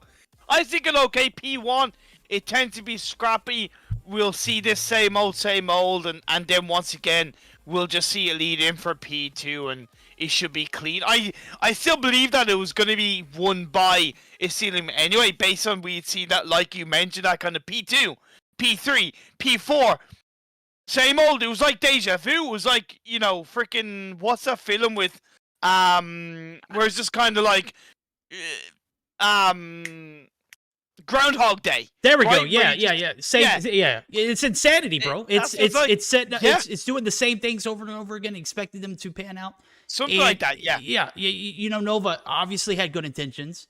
And Asylium, Of course, I you know, appreciate they came through with some bad news, you know. And what it is Asylium played that hard point a lot better. And I'm looking at the scorecard, 17 and 13 for Balance. He didn't frag out, you know, in the first series. He came through in the clutch though, and Jazz was by far. That's why I said Jazz. Yeah. A minute and 23 on the hill too, just absolutely ridiculous. Yep. And that's why I said, like, it was also the fact that Nova became predictable. And when a team becomes predictable, as much as I don't think a team should always worry about becoming predictable, because if you're still playing to your strength and you have it on point, it's going to work. But when you find that you're losing it and you still are predictable, it's so much easier for your opponents to counter you. And we saw that exactly from Asylium in that game one. So, yeah, I want to see some variability from Nova in the Search and Destroy Crossfire. Oh, no, you're absolutely right. We're going to jump into game number 2, and we're done talking about it. You know, Nova, you got to learn from those mistakes. Those games are behind you now. It is a chance for you to equal things out here, and it's going to be difficult because Asylium, you know, taking that game 1, you were favored in game 1 yourself. Now, Asylium have an opportunity to run away with here with this lead. It's a 1-0 Crossfire map. Could be very unpredictable. With the way that I'm seeing it right now, Asylium have a way to strike hard here in the first half of the Search, because they're going to be on the attacking side, which I don't know if I've ever pondered my thought process or theory behind this map. The advantage comes early if you have the attacking side, and Asylium are going to be able to run rampant here. It's going to be a difficult uphill battle for Nova to transition after taking that first L. Hardpoint, man, dude, I still can't help but go back to where Nova were making mistakes time after time after time, you know, allowing Asylium to just chip away at the lead continuously. They're going to have to stop the bleeding here in the Search and Destroy. They're going to have to stop it early. We also need to think about, at least in the last series that we saw with Asylium, they did win the Search and Destroy. Now, of course, different factors in play in that one, because they'd lost the first round and it was a best of 3, so they needed to win this. However, like you said, to help continue the bleeding, if Asylium can get this second map and have a 2-0 lead, that is a big plus coming into the third map of domination. Yes, indeed. Search and Destroy underway. 20 seconds in. No casualties, as a matter of fact. Fate says, hold my cup. Finds one, but Saturn's quickly on the return. Things are getting interesting here. Bomb's going to be trying to be planted here. Yaya might spoil it. Does do the duty. Jazz. Great teamwork there from Asylium. Oh, but Toro does shut him down. So it's being traded either way, and we're in with a 3v3. Feint's looking for the sniper shots in a bit of a tricky position. Shark is going to get spot out. Great play by Toro. Marvel's going to even things up once again. We're 2v2. We are 2v2, and it does look like Saturns and Turu are going to be able to take down Marvel, who was on the backside. The push is going to come through initially. Fate's there to contest. Oh my god, Fate's gets one, but Saturns is going to go ahead and get the bomb defused. Fate's ball dropped, my guy. Massive W there for Saturns. That was a on point there. Wow. I mean, it's a bold push. You lost one, homie, and Fate's just not aware of where Saturn's was, and sure enough, he's going to get that bomb defused, and now we're going to have a 1-0 lead for the defense. Balance with the bomb in his hands. No way you should let a defuse come out like that, being perfectly honest. One player left or not, you can't really let a defuse like that come on board. Either way, Nova took advantage of the body play that they had on board. Yeah, with the double kill to kick things off.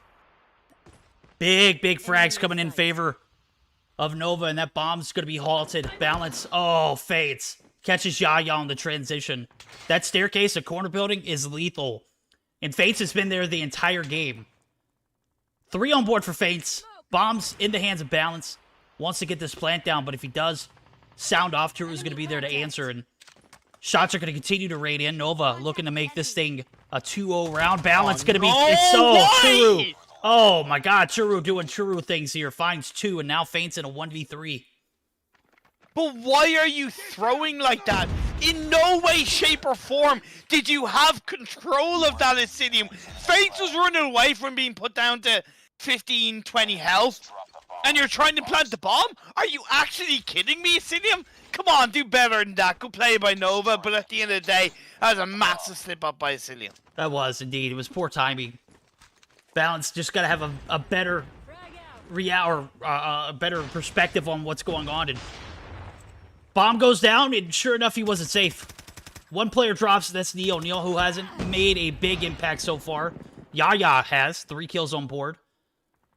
We're going to see shots come through Turu. Oh my god, he's just ravaging this bus station building. And I said the advantage was going to be on the attacking side, not with Turu on the opposite side of the thing. Turu is slaying right now. He's absolutely on point. He gets another kill onto Shark. He is genuinely, like, solo-wise, when you look at it, he is ripping Asylium a new one. He's absolutely ripping Asylium a new one. He's on 7 kills right now. 7! Like, absolutely fantastic. Marvel's now the last player standing. Doesn't have the bomb. Only has a sniper to play with. Has no real idea, and Karma takes him out. Nice work. Easy plays. Textbook perfect for Nova. We talked about how outplayed they were in the hardpoint. They're well past those days. They come in hot and heavy in the search or destroy. Take 3 rounds on the defending side of the map. You've literally got to make a long trek uphill in order to find your opponents. And they've done it well so far. Feint's going to go back. I mean, things are just looking pretty grim right now in this search so far. Feint's having to fall back and pick up the bomb. That's a L. Balance, where you at, my guy? You're the objective player in this search and destroy. You have been for the past 3 rounds. Is Asylium slowly starting to come to their demise here in this search? I'm just seeing it pan out, you know, unfavorably for them so far. It's not over yet. Definitely they need to pull up their socks for sure. This is the, well, not the last round, but the second last round for them as the attacking side, and they need to at least close out 1 point as the attacking side. It'd be important for them coming into this one. Balance is going to get taken down by Neil. The pistol whip as well is very, very good BM being shown by Nova to even the playing field, at least from a body standpoint as well. This bomb site's not going to be a safe one. Look at Saturn's. He's abusing this little wallbang area. It's going to be taken down finally, though, as Marvel picks up his 4th.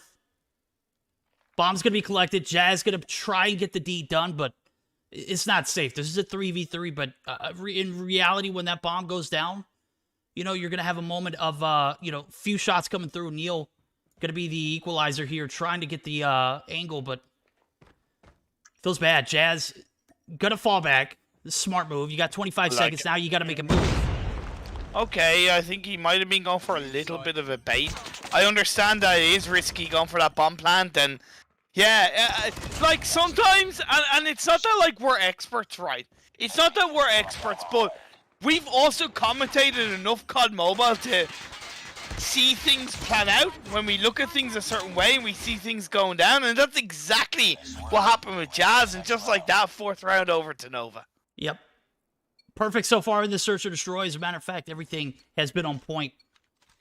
Nova looking to bounce back after a fat L in that hard point. Doing a great job so far. They're going to have 1 more round on the defense, and I'm going to be honest with you. I've said that the attack has the advantage. I'm absolutely wrong when Nova's in the lobby. Neo finally catching his groove. Finds 1. Karma finds 1 as well, but is going to drop. Bounce picks up 1. That's a massive frag. But now you got about 3 more players left to deal with, and that's Neo, Yaya, and Turo. They're not going to give it free. As a matter of fact, Turo's been a tyrant so far. 7 kills on board. Nice position being played together between Toro and Yaya. You have Neil covering the long with the sniper, keeping an eye on towards the A bomb side as well. More importantly for Asylium, they do have the bomb in their hands. Balance holding on to that one. He's having a look towards the B bomb side. Getting some information. He's a little bit exposed for the time being. Waiting. 1 minute left on the clock for them to make a move. Like you said, 3v3, but Balance finds Neil. That was a much needed frag, but I see them inching towards that bus station area. Turu and Yaya got that thing covered. You got to deal with Yaya first if you're going to make this push. Yaya, got to make you pay. That's Balance dropping. Marvel with the J358 does find Yaya. And now Turu is in a 1v2, but the bomb is in the hands of Marvel, who has yet to make a commitment to it. Bomb site is going to reposition and settle for this A-side push. potentially, but Yeah, go for the A I'm 100% on it, but why are you wasting so much time? Now they're going for it. Sticking together. Toro has to pull something off. If anybody can do it, at this moment in time, it's Toro. Let's be fair. He's been running rings around the players from Asylium, left, right, and center, but he only really has 2 entry points into this bomb site, so that makes it a little bit trickier. It is. Jazz going to give away his location right here. He's going to have Marvel to have his back, but where are you at, Marvel? He's going to straddle the bomb glitch, bomb head glitch. There's no way you let Toro away with that 19 seconds left on the clock and you put it down to a 1v1. Asylium, do better, my friends. Do absolutely better. The bait is still coming through. Toro knows he has to make a bit of a move. Oh my he finds God. a kill. He's going to find a defuse, and that is honestly... I told you, if anybody could do it, it's Toro. It was handed to him, of course. There's only so much Marvel could do there in that situation. Like, you know, I mean, I granted, Jazz takes the gunfight, that 1v1 gunfight. Marvel should have fell back and maybe made that push up when Turo was a little weak, but that was a ball drop for Asylium there. Big time, big time. 5-0. Bomb in hands of Nova. Could be looking at a 6-0 domination. This game too, what a way for Nova to send a message to Asylium and say, hey, you may have won the first game, but you're not going to win this war. You're not going to win the series, as Yaya opens the door with a double kill. The wallbang shots by Toro to keep them suppressed. It's just Shark or Marvel left on his own. This looks like it's going to be one and done. I can't see it come back without Asylium have been playing. Yo, chat, I'm going to need you to chill. Spectate Marvel. Right now, Asylium hasn't done anything in this Search and Destroy. As a matter of fact, I'll spectate Marvel because he's got a 1v5. Okay, he's got 7 kills on board, but let's be realistic about this. There he goes. Himself? Yeah, he's named himself. That's it. Game. There we go. You guys got it. You happy? Jesus Christ. Nova just absolutely violated Asylium in that matchup. And, you know, to cap it all off, Marvel in a 1v5, I would have done the same thing, bro. I can't even be mad at that. No, I am mad at that. You know, you don't do that. Go screw yourself, man. Sorry, but it's like, not to sound hateful, but it's like, you don't do that, man. Like, it's such a sign of weakness. You fight him till the end. Look, you see it all the time in CDL. When there's not a chance in hell that you're going to make the comeback, the players jump off the map. That's not an opportunity that COD Mobile can take advantage over. You know what? In that instance, there's no dice. What are you winning? What are you winning with? You're winning the chance to go onto this game 3 tied up. Obviously, there is second hope here in this. It's a best of 5, okay? I can't be mad at Marvel at that. Nova absolutely outplayed them to every extent in the Search or Destroy. To accept defeat in that game, get it over with, absolutely. I'm on board with it. Marvel, I can't be mad at you there. I'm sorry, no. I'm not mad at it. I say you go for it. You go for the 1v5, man. You got nothing to lose, sure, but you know what? If I was him, I would have been just as likely to take my own life because, you know what? Another game, another life. There's no way they make that comeback. I'm sorry. You're on the defense. Nova played the defense so 5-0. There's no way you get 5-0 in the defense. And you're the attacking side who clearly has the advantage and make that comeback. I'm sorry. It's just not happening. I have a different opinion, my friend. I have a different opinion. But I love that. I love that difference in opinion. You know, we're all allowed it. I politely disagree. If it's the kind of thing like in PUBG Mobile, as an example, sorry to reference another game, but in PUBG Mobile where a kill means a point, and by you, let's say, nading yourself denies another team a point, yes, that makes sense because there's a strategy involved in that. Him nading himself gives absolutely nothing to you, to your team. It gives nothing to your team. Right? It just shows it ends the pain and suffering. It shows fear, but it shows fear. And teams will play off that fear. No, you're right. You're right. But at the same time, we saw how like dominant Asylium had in the hard point, right? Okay, yeah. You know, that was a game mode that they could thrive in. That was a chance for them to start off strong in the Search and Destroy. They didn't. They flopped. Asylium flopped badly. As a matter of fact, when you get 5-0'd on when you have the attack, when you have the bomb in the first 5 rounds, you got to put up at least 3 rounds. I've seen teams even go 5-0 and set yourself up proper. There's no way you're bouncing back on the defense. And your team has already dropped, and nobody was able to pick up a frag before you drop. Ridiculous. Asylium need to get their act together. They need to come back strong in this domination. Or Nova, as you mentioned, will be able to take that mind control and continue that that dominance because, bro, that search and destroy was anything but good for Asylium. Okay. Denominator just put a good example in chat. Little B went for the 1v4 clutch that brought NYS and then back into winning the game on this very map. Sips Red Bull.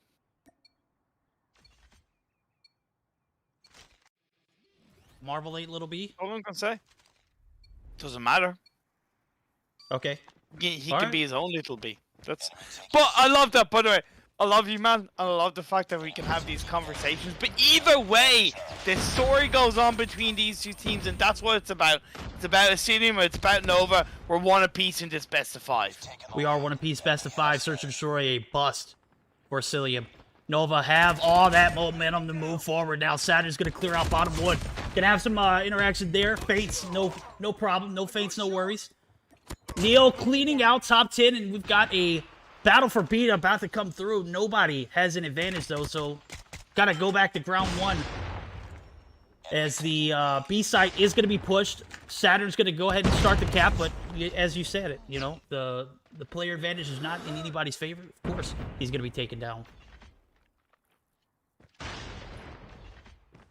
9-11, still the B cap, yet to be picked apart by any of these teams. We're certainly looking a lot closer to grabbing into the hands of Nova, riding high off the back of a 6-0 dominating in the search and destroy game mode.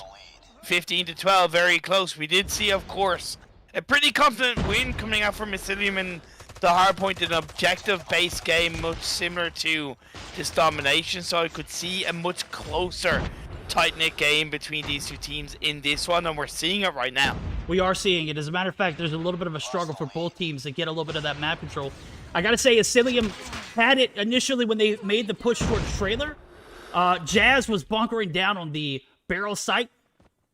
Jazz gonna be still a tyrant in the spawns, but is gonna go ahead and give away his location. Finds one before he drops Saturn's. Now has control over trailer. Nova might be able to get this B cap off.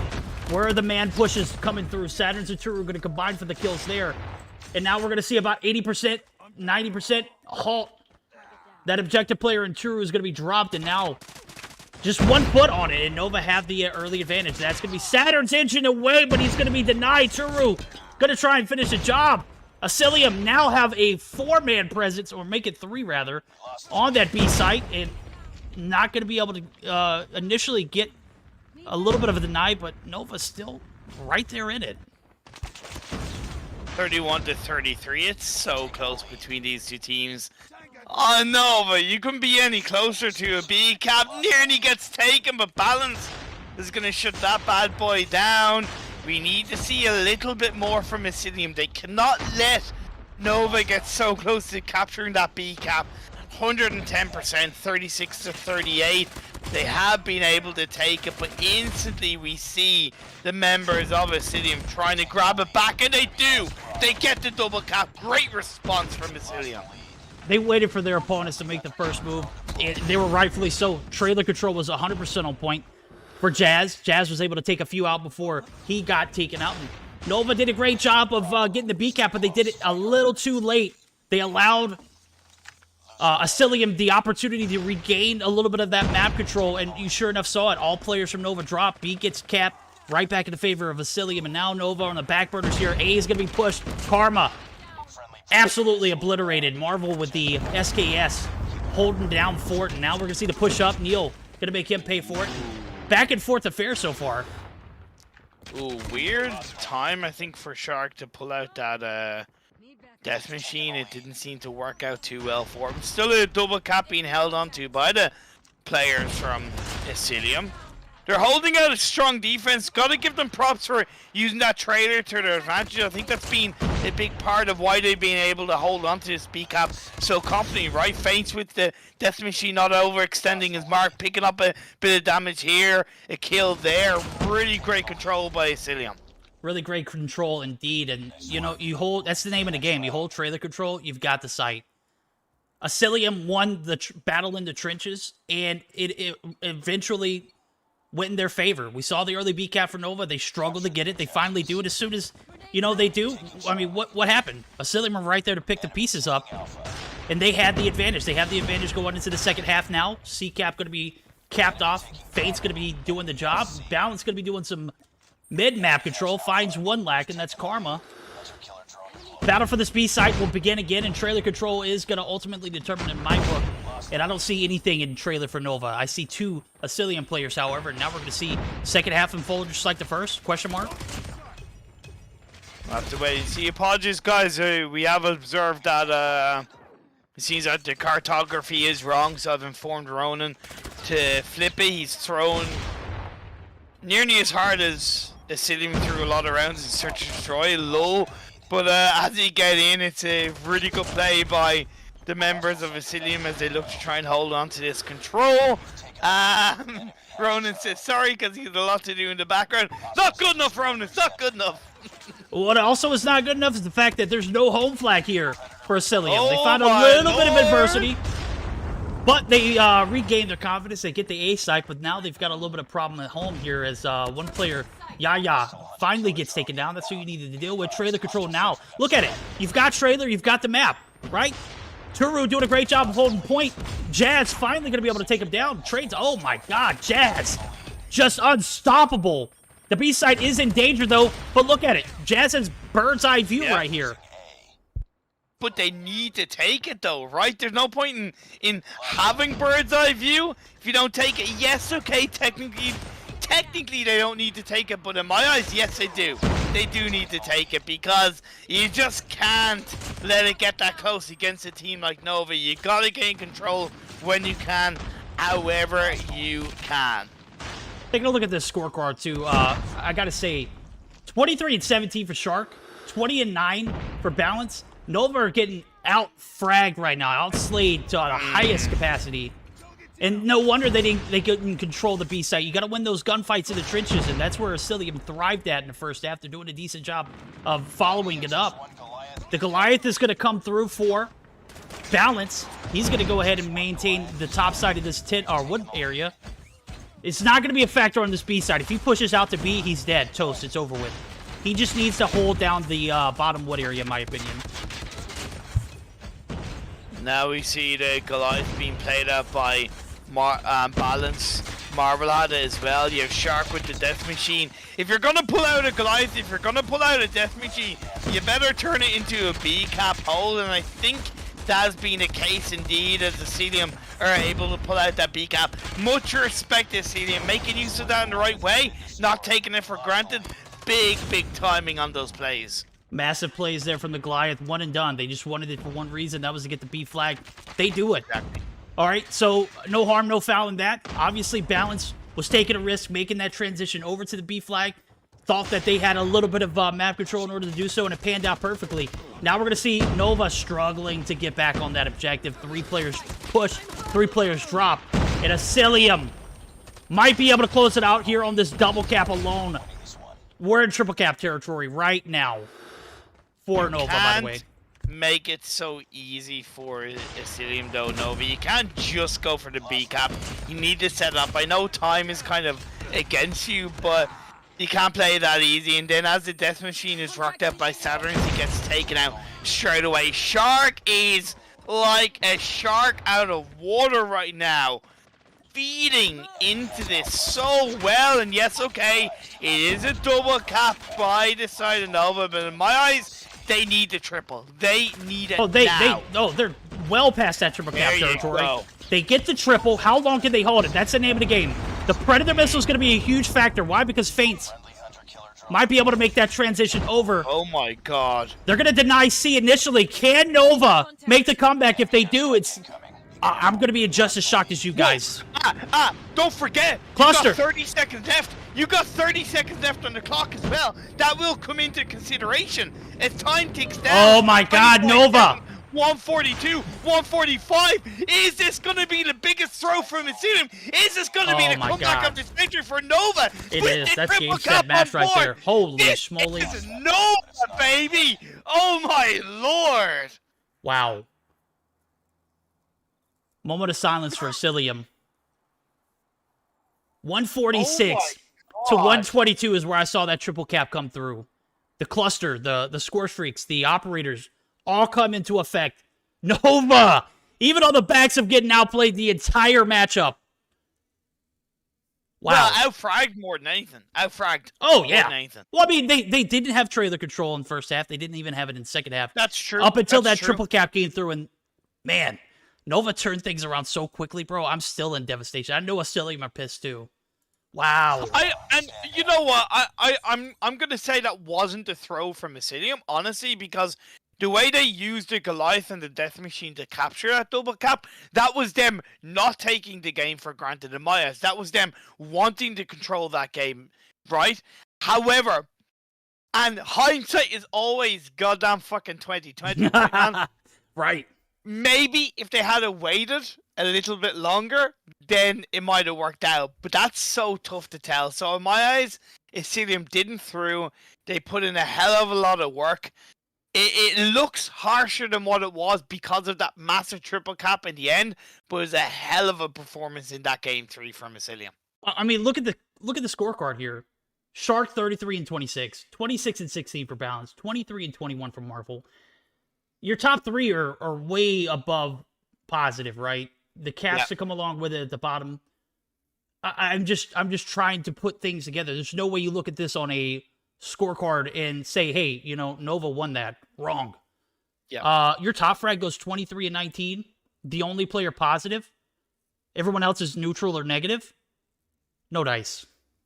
Yeah. No mommies. Bobby saying it's 100% to throw. I respect that, Bobby.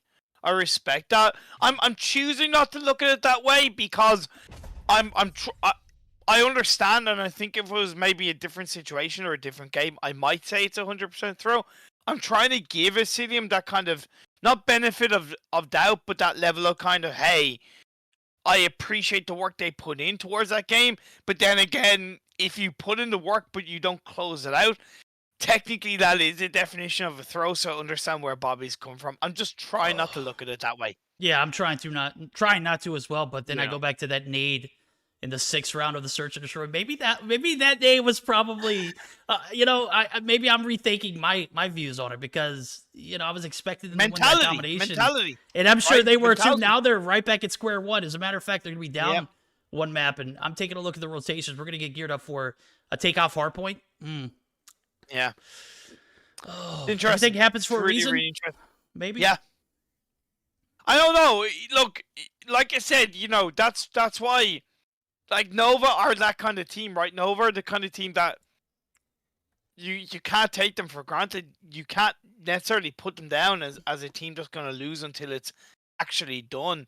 They're such a resilient team. They're so full of talent, and to an extent, one doesn't step up to the plate, another player is 9 times out of 10 guaranteed to as well. So, yeah, Nova are just a hell of a side, and it's part of why they're going to be looking a little bit forward, why they're going to be such an exciting team to watch in the COD Mobile Stage 5. Yeah, they've got a hell of a road ahead of them. They're going to be in that Group A Stage 5 group, which, in my opinion, not as tough as the Group B.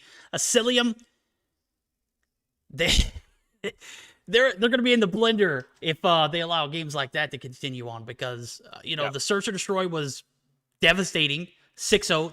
There's no way you lose a Search and Destroy 6-0 in this level of play, right?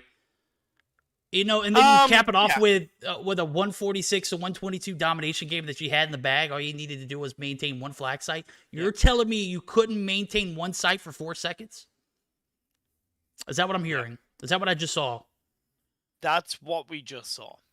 Rip. That hurts and that sucks, and that is a slap in the face to Asylium, but sometimes that's what a team needs to kind of make them realize. They know where they went wrong more than me or you, right? They were in the comms together. They would have been speaking together. We weren't. we can only ever go by what we see overall and what we know to an extent.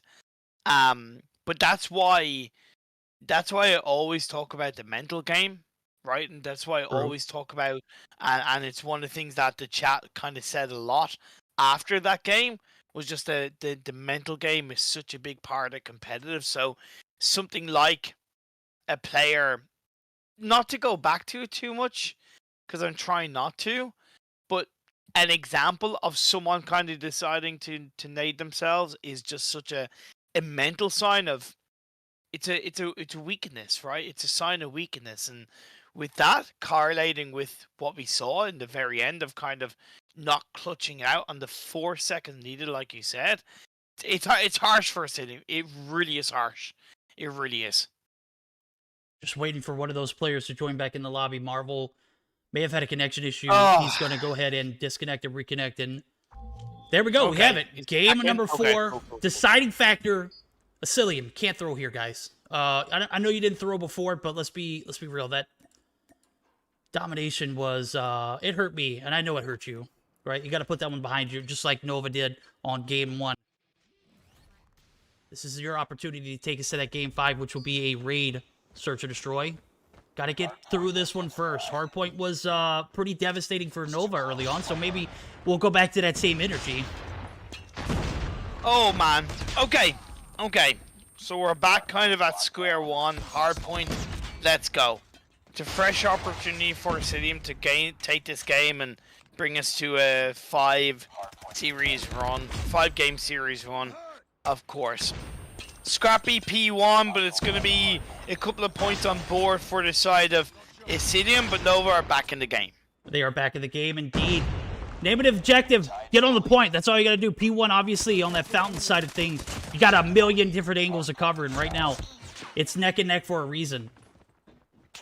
We're going to see the objective Shark come through. He is going to get taken down. Oh, my God. So many angles to cover here. This is dicey. Fountain side is just an absolute bloodbath. 2 kills coming to come through. Neil already on his Predator is already halfway to his cluster strike as well. This is a position that I see being abused a lot early on. That map control, you get up top, P4, you just have a free open view of the map, and sure enough, Neil literally on that 5 combo got the 2 from the Pred. Doing a great job of playing his life there. It's also the fact that he hasn't died yet, right? And it's such an understated skill in COD MOBA, and it can be so hard to balance, right? Because you want to push to get kills, you want to, you want to get those kills, but dying too much has that opposite effect, right? So the fact that Neil has yet to go down is a massive plus for Nova. Massive plus indeed. He's going to be playing for those streaks. Only needs a few more, but Marvel finally makes him pay. It's about time. Someone needed to bring him back down to reality. Karma, however, on the other hand, going to get the break up top. Staircase, Sweatfest. Karma takes down Shark. Push up.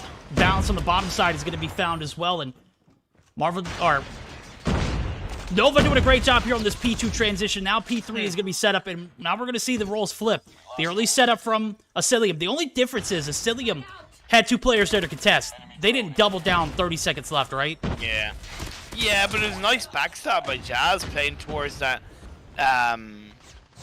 A point, that first hard point, leading into that third hard point, of course. And that's going to allow them to play in and at least get a little bit of early control on this one. So I really like that play. It didn't look the best from Asylium, but because they had that little bit of a spread, they were able to wrap around and start the level of control. However, has been taken by Nova. For the time being, yes, the break is probably going to be inevitable as I see multiple players coming through all in the same angle. Maybe redistribute some of that player wealth here. Different angles being approached. Trigger going to hold bottom side. Same entry push. Could pay off. It does initially, but Yaya doing a great job of fragging out. Picks up 2 for himself and does have the equalizers. Now, we're going to see Asylium yet again bunker down and set up for new. No, they're going to be on the backside. I'm looking at my map all incorrectly, bro.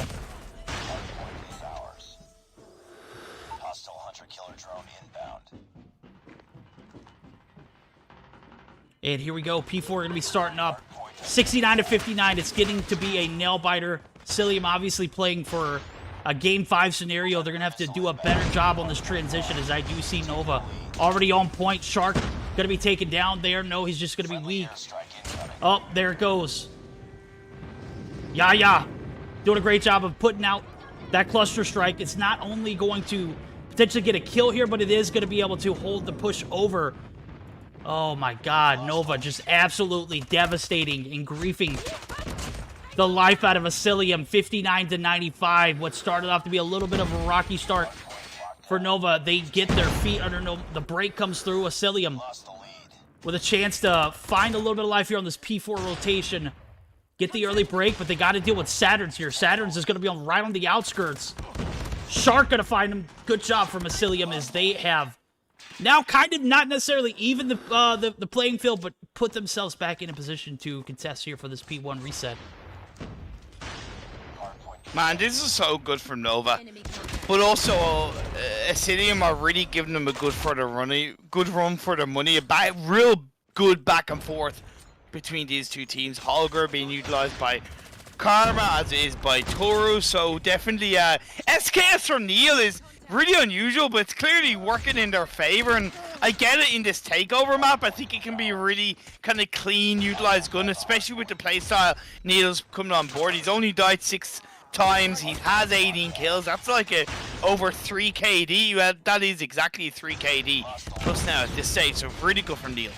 Really good from Neil, indeed. He's done a great job of perimeter control for this Nova roster, and you can kind of see that P4 rotation come to life. The cluster was real. The side of Asylium struggled, but they did get the break, and that's going to be the difference in this matchup, in my opinion. As I'm taking a look at P1, Turu getting up soaking up some objective time. He's going to finally be taken down. P2 is where we're going to see the action start off next. Just super close here from both teams.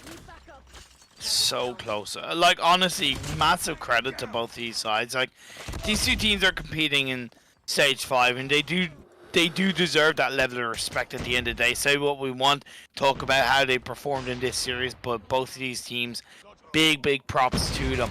Next hardpoint pops up, and it's Nova continuing to lay down the law and increase that lead, but it is going to be a bit of a crawlback by Asylium. 115 to 108, 109 and counting. Asylium, it may be a sharp turn, but they are continuing to get closer and closer. They are indeed. We're going to see the retake come through massive for Nova. Looking to extend that lead. It's just a... Oh my god, this is a bloodbath. Here, P2, staircase. Feints, opts to pull out the death machine, finds one. Is it going to be one on staircase? No, it's not. There's no way. I'm looking at the point spread. Even if they were to hold it off, there's no way. Now, battle for P3 is going to come through. The sides... You know, this is a very scary predicament for Nova. Why? Because you've opted to set up for new here. We already seen how well Asylium do on retakes. We saw it in standoff. We're going to see it here if they have what it takes to make a Game 5 scenario come to life. Shark finds that opening frag, but Turu there on return. Some massive trades, but it's still going to favor Nova off the minute, as I see two players initially on point. Saturn's going to pull out the... Oh my god, they're all over the map right now. Good. So good. So good for Nova. Absolutely fantastic. For 142 to 128, it's been a good increase in lead from the side of Asylium, but they need to hold on to it. They nearly choked the previous one. I don't think they're going to choke this time around. 150 to 129. It's Asylium taking us to a Game 5. Man, I said it. I made my prediction, dude. You know, you saw Nova make that rotation early. We saw them fail epically on the standoff hardpoint. And what did we just see there? A little bit of that deja vu, right? I know we were talking about that, and, you know, after that Game 1. Now I'm talking about it here again after Game 4. Hardpoint was so flawlessly played by Nova, but then they make that one mistake going back to, you know, what didn't work previously. Of course it's not going to work. You allow your opponents to rack up those uncontested 15 seconds on the top of that staircase. It's a darn if you do, darn if you don't kind of scenario. But you see how epic Asylium was on the retake. Just on point. So good. And, genuinely, Asylium kind of proven their resilience and proven they have what it takes to close out the game, right? We started to doubt them based on the certain shoring domination results You know, so I gotta give them credit for that, right? Big props and like. Oh my lord! I don't know what to make of this final game. It's gonna be raid, so it's a map that both these teams should be aware of. It's search and destroy, which to an extent plays into Nova, but I really believe that Asylium are gonna give a much closer contest this time around. Well, you know what? I've got to throw it out there too. There is a glitching game on this map in particular. Music will be coming in, so I might have to mute the in-game audio just to kind of give you guys a heads up. I'm sure you all are aware of it. You've played Raid since the update, and you know it's not something we can work around. So if I'm not able to fiddle with the audio and make it work, I'm going to mute the game altogether. But that's got to be something the players are also going to have to deal with. So are we going to play a search or destroy with no audio cues potentially? What? So, I mean, I'm thinking about it, you know, from our perspective, we're looking at it like, oh, this music is annoying. So we're going to just mute the audio altogether. These players are also going to have to play on this map, and I don't think there's a workaround on the music glitch. So... Oh, but they can hear in-game audio. It's just the music is going to be annoying. Okay. Right, so... But, I mean, the audio cues are going to be thrown off by that, though, too, right? Possibly, but technically everybody's in the same boat. So... It all depends on how much you can tune out, right? That it's a good point you bring on board. Apparently, the audio glitch is mainly near Fountain. Okay. So that's something to think about, which is obviously that B cap. So we could see predominantly kind of not B cap, but a B bomb site. So we could see predominantly a bomb site plant for both teams. But yeah, that's interesting to think about with the audio cues, though. I kind of like the music. I'm not even going to cap. It kind of sets the tone. I'm just now queuing in. We're in it. It's rather relaxing. I'm going to be honest with you. It feels like I'm in a jazz club or something. I love a little holiday jazz. I love a double scotch with just ice cream. You know? Yes, sir. You know how we do it. Game 5. Let's go on the distance, guys. If you told us that we were going to be here on the backs of the games that we saw today, I would have laughed in your face earlier, but here we are. Game 5, the distance. Nova looking to play clinch a finals berth for the 4th straight season in a row.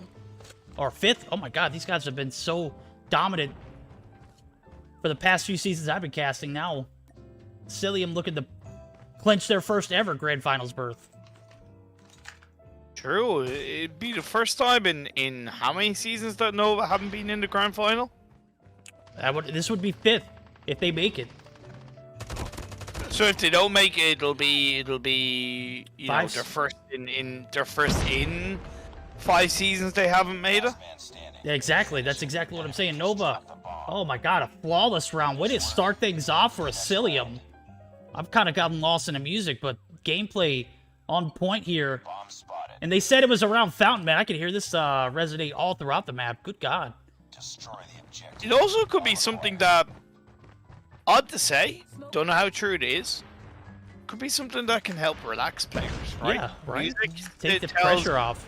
Many different stories, and when it's a little bit of relaxing piano music, can take a bit of stress away. It all depends on how you react to it. Karma opens the door to get a kill onto Jazz. It's very healthy indeed. The bomb being planted straight away on that B side. Oh, Marvel. No time wasted, but Marvel, unfortunately, is going to even things out. It is. Bombs planted, though. 37 seconds on the clock. Need to have this come through, or the retake here on this B site come through pretty quickly. Saturn's finds one. That's Shark. Trades are made there. The front side is where all the action's at, except for Faints, who's on the flank. Looking to clear out red. Churu finds one. Saturn's going to get taken from behind. Faints and Marvel combined for 2. That is going to be a 2v2. The retake has to come through immediately. Only 12 seconds left on the clock. 10 seconds now. There's going to be some good defense being played up by Nova. Just Faints left on his own in a 1v2. He has nowhere to go. Exposes himself, gets taken out. Nova even the score.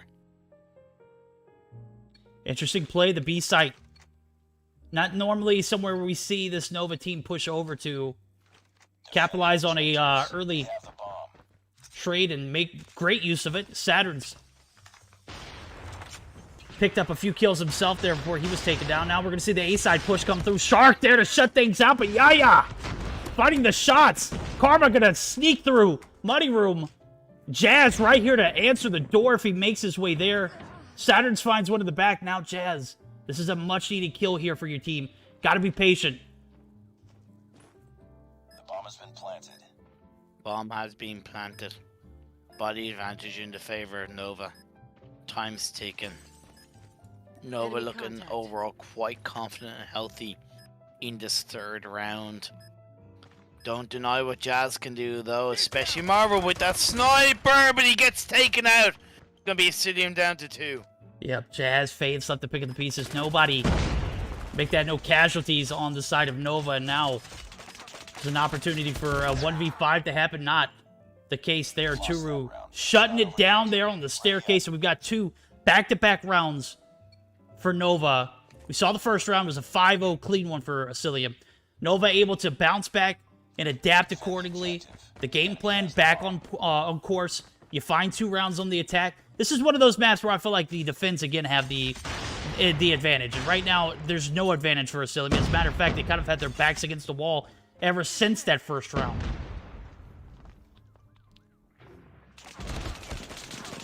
Lovely shots being laid out. Karma gets a kill on the feints. The first kill of this round. Once again, one thing that Nova is doing really well is the fact that they're getting the first kills for their side, right? So they're allowing themselves a lot more ability to control these rounds as the attacking side. Certainly a way to look at it. You get those early frags, you make the push up, you have the advantage, get the bomb planted. Easier said than done, though. Shark, of course, gonna find one, gets a little over anxious, and Saturn's gonna make him pay for it. Now, haven't seen too many MX-9s all day. Starting to see a little bit more of the gun back into use. Oh, the peek comes through. Marvel. Oh, Marvel. Oh, look at that position by Marvel. Oh, you gotta hit those. However he takes a shot. Oh, what? Oh, no! Come on, there you go. Third time lucky. They say third time's a charm, and sure enough, Marvel. One of those players that I was expecting to just shut things down right there. 3 shots in a row missed. Well, 2 shots in a row missed. Third shot as he finally catches Neil, and it was a much-needed one because Neil was having sights on him. He could have been a 50-50 there. Marvel and Karma left it a 1v1. Karma wins those. But Marvel was too slow. He should have been repositioning instantly because not only where he was just too obvious to go for a B bomb plant, but even then, he just wasn't putting himself in a position to gain any kind of control. I know it's easier said than done, but he wasn't moving at all, right? And that's the worst thing he can do. That is exactly right. As a matter of fact, he moved over into the rotation where he took out Neil. So obviously, Neil was taken out here. Your opponents know you were taking, you know, come on now. You got to put 2 and 2 together. You got to find a better position there. That's what I was talking about. Asylium now with a 1-man advantage here as Yaya drops. So this isn't something that Nova is used to so far in the Search and Destroy. The advantage being over in favor of Asylium. They're used to getting those first bloods on board. And now they're kind of at a standstill. 4 players right here in the middle of the map here on poolside. Got Shark to deal with on the front end, and as well as Feints.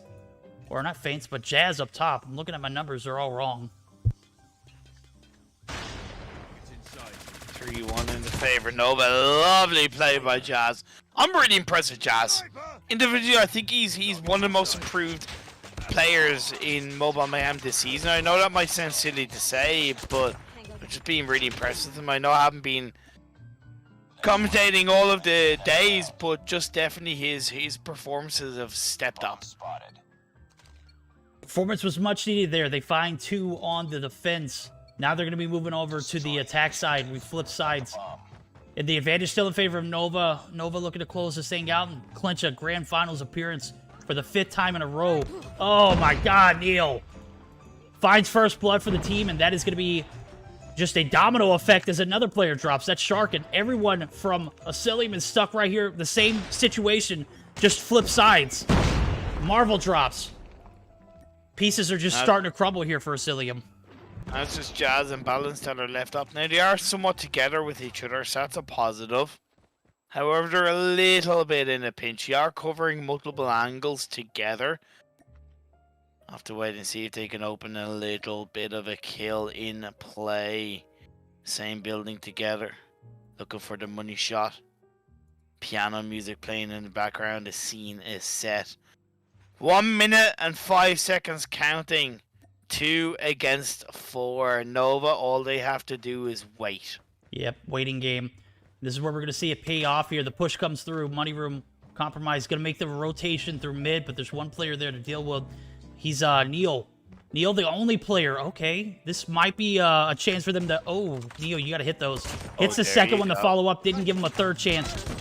Shots are going to come through. Balance is going to find him, but the numbers are nowhere near your favor. Churu right here to reciprocate. Karma there gets the kill. Well played by Nova. Picture perfect there. It's one of those situations where, you know, you said it earlier. They were pinched. Yep. Nothing really they could do, but I appreciate the effort, right? They went for it. They had an idea that Neil would be up in there, which is why they went for the split off, and one went up the stairs. It was just unfortunate that Jazz got taken out before they could really turn around in their favor, and in the end it was Nova to win that round, 4-2 in their favor once again. Shots being fired up. Balance is gonna have to be careful about that one. Oh, lovely shots from Nova. Neil Saturn's, yeah, it's just a beautiful three-piece between those. Faints now in a 1v4 for his life here. Churu going to be caught right here in the mid. Oh, the J358 does get the kill. Going to give the odds still in favor of Nova, but, you know, one less player to deal with. The bomb's down. It is being hovered. All of players of Nova know exactly where it's at. As you can see, their locations indicated. They don't need to be looking directly at it. They know where it's at. Now a little bit of breathing room for them. Faints, however, no breathing room. Got 3 players to deal with and about 55 seconds to do so. Let's see the full-on flank here, and I do believe that's Neil right there to close it out. Yes, we're on match point. Nova making a pretty darn good case for a Grand Finals appearance. 5th time in a row. Could do it here in this round. Like, Nova are such an aggressive team. I think one thing that they've done really well as an evolution is being a lot smoother with their aggression, so it's less clunky, but the aggression is still there. When they need to turn the heat up, they'll turn it up. Marvel takes a bit of damage, however, Karma is the first one to go down. It's very good for Asylium.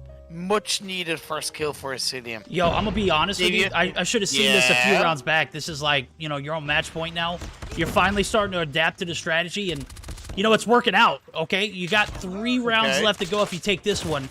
The push is gonna come. Players are gonna just pile in on that B site. Yaya's gonna be left by himself. He finds one, but that's Fates.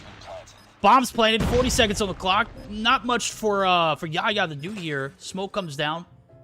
Is going to go ahead and clear the site. Jazz, obliterated. Oh, that's a beautiful smoke. Unfortunately, it's Shark with the shot to take down Yaya. But that smoke by Yaya was so crisp. He sent that smoke out, verdict, like 2 seconds before he played through it. He got a little bit of damage. He waited for himself to heal back up. And then he went out into the smoke to get the kill. So clean. So clean. Much needed round there for Asylium. Got to give credit where credit was due, and that was Yaya doing an aggressive attempt there.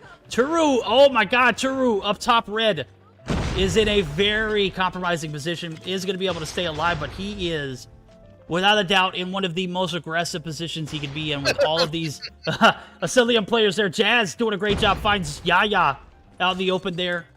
Pull bar steps, or pull steps. Not safe. The rotation through mid shut down, but who's there? Saturn's top money room looking for the reposition. He's going to get it. Oh, man, you see him heading for the hills. He knows exactly what's coming. He's going to get the information to the rest of the Nova players, and we're going to see Karma come through with Guru. Look at Karma. Yeah, look at Karma, though. He's looking for the turnaround. Sorry, not Karma, but Toru. Look at Toru looking for the backstab. This is potentially a big brain play. Unfortunately, the kill has come through into Saturn, so that makes it a lot harder for them to pull off. It's going to have to be quick. It's going to have to be swift from Toru, but the opportunity is still there. Oh, yeah, well, it was there. I got to say, the flank was a little late. If he had made that flank maybe 15 seconds prior to, before all of Asylium... 5 seconds. Yeah. Yeah. And that's going to be Feint's finding the last kill. We're in a 4-5 now. Still match point for the guys over at Nova. But Asylium have found a little bit of life here on the backs of some decent strategy. Should have pulled it out earlier as we saw them get shut down 3 rounds in a row on, or 2 rounds in a row on the attack. Now pulling all the cards out of the hat. Still have a little bit left to play here. But they got to be flawless here. They can't make any mistakes early on, and you can see it. They are reflecting that kind of strategy as very conservative play from both teams. Nova know the implications of it, and they rely on one player alone. That's Neil to come through with the snipes. Absolutely on point. I gotta say, Asylium have come back into this one very well. They were looking a lot worse on Death's Door a couple of rounds ago. Jazz takes a bit of damage, has to step back. A solid defense by Asylium. I think they are respecting any step away is going to be a big mistake. They're not leaving any stone unturned, but of course they are allowing Nova for the time being to set up a very strong defense. You see the attention from Saturn. He's immediately on the site.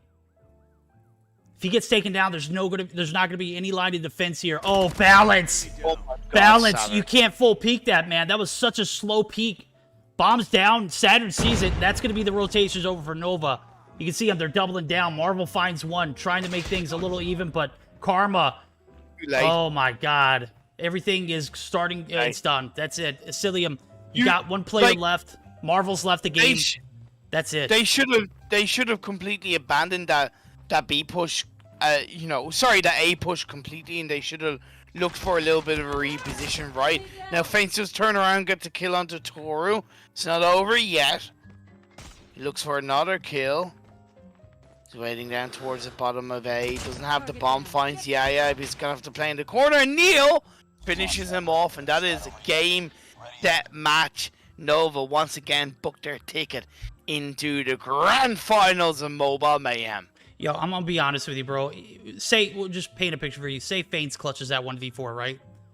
And we go to a next round 11. Marvel's out of the picture. What happens? I go back to that round where you said, the nade wasn't the choice. You had a 1v5. Obviously, it was a 5-0 at the point. You have been dominated the entire game, but that is, your team giving up on you. He gave up on the team then. He gave up on the team there. Feints never should have stood a shot, but you got to have that moral support. And Marvel leaving the lobby was a clear indicator that Asylium did not have that moral support there for Feints. And that's very unfortunate. Yeah. Yep.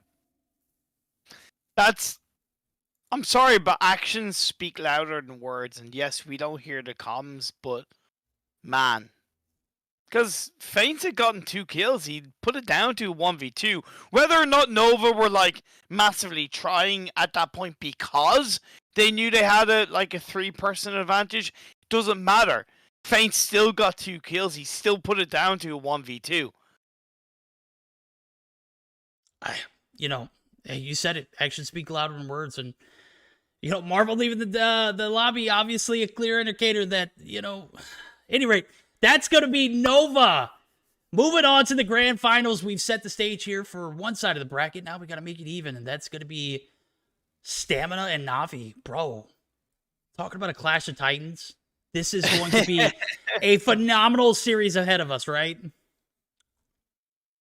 This is first of all, for Stamina, and I know it's the same players they face against week in, week out, day in, day out, tournament here, tournament there. However, it still is pretty insane that Stamina and the players of Stamina are going to be going up against Navi. That's pretty cool. That's pretty freaking cool, right? Will that put, however much, a little bit more of pressure on the stamina players? I don't think so. But it's still pretty cool to say that stamina going up against Navi. That is right, guys. We're going to take a shorter mission. We're going to get these players in here. Give us a few to collect ourselves. I got to use the bathroom, bro. I'm going to be honest with you. I've had to ever since the beginning. All right, guys, bear with us. Let's get our act together. Let us get these teams in here. We will be right back.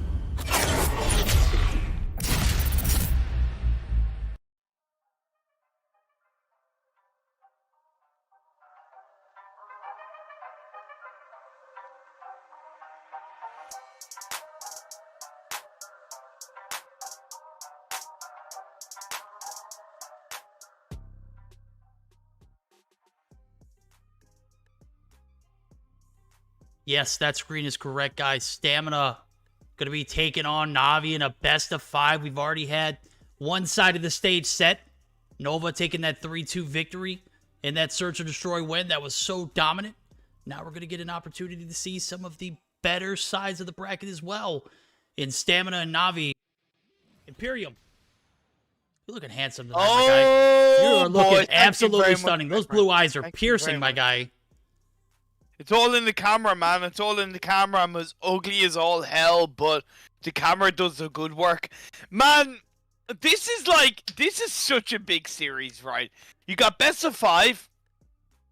You got no second chances. Got 2 gigantic teams. A spot in the grand finals against Nova. Yes, okay, look, this might not be the most important game for these teams. However, when you consider that both of these teams are preparing for stage 5, you gotta be in the right mentality then. You might as well use this to get yourself in the right mentality. This is shaping up to be a massive series. That energy is felt, bro. This is a massive series indeed, as we're looking at 2 stage 5 teams about to fight it out for one spot. One will fall, one will move forward. Standoff hardpoints where we can start things off with. Summit, Search and Destroy, Takeoff, Domination, Game 3. And I know this series is going to go to at least a Game 4. Raid hardpoint is where we're going to find the action at. And if it does go to distance to that Game 5, Hackney Yard, Search or Destroy. I'm loving the rotations. I'm looking at the map vetoes. Firing range, interesting. As well as Crossfire, which was, I guess, you know, strategic. Yep. I like the idea of firing range being taken off the table.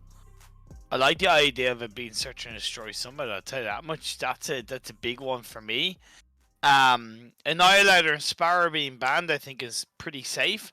Overall, we've seen it before in the past, so seeing it now, I think is something that is good. Of course, these teams are pretty familiar with each other. I really don't think looking too much into the map picks, the map bans is anything big. Let's just let the teams do the talking. You're absolutely right. We've got all players in the lobby, all green check marks across the board. We're ready to dive in. We won't be able to do listen-ins for obvious reasons. These are stage 5 contenders, so we're going to respect that, but let's sit back and relax and enjoy the gameplay as we do have game number 1 ready to be served. Stamina looking to take the edge off. Navi looking to keep that same energy that they had earlier on. What are your predictions, chat? I don't think I could make an assessment on this matchup, I'm going to be honest with you. No, I can't. I really can't. I really can't.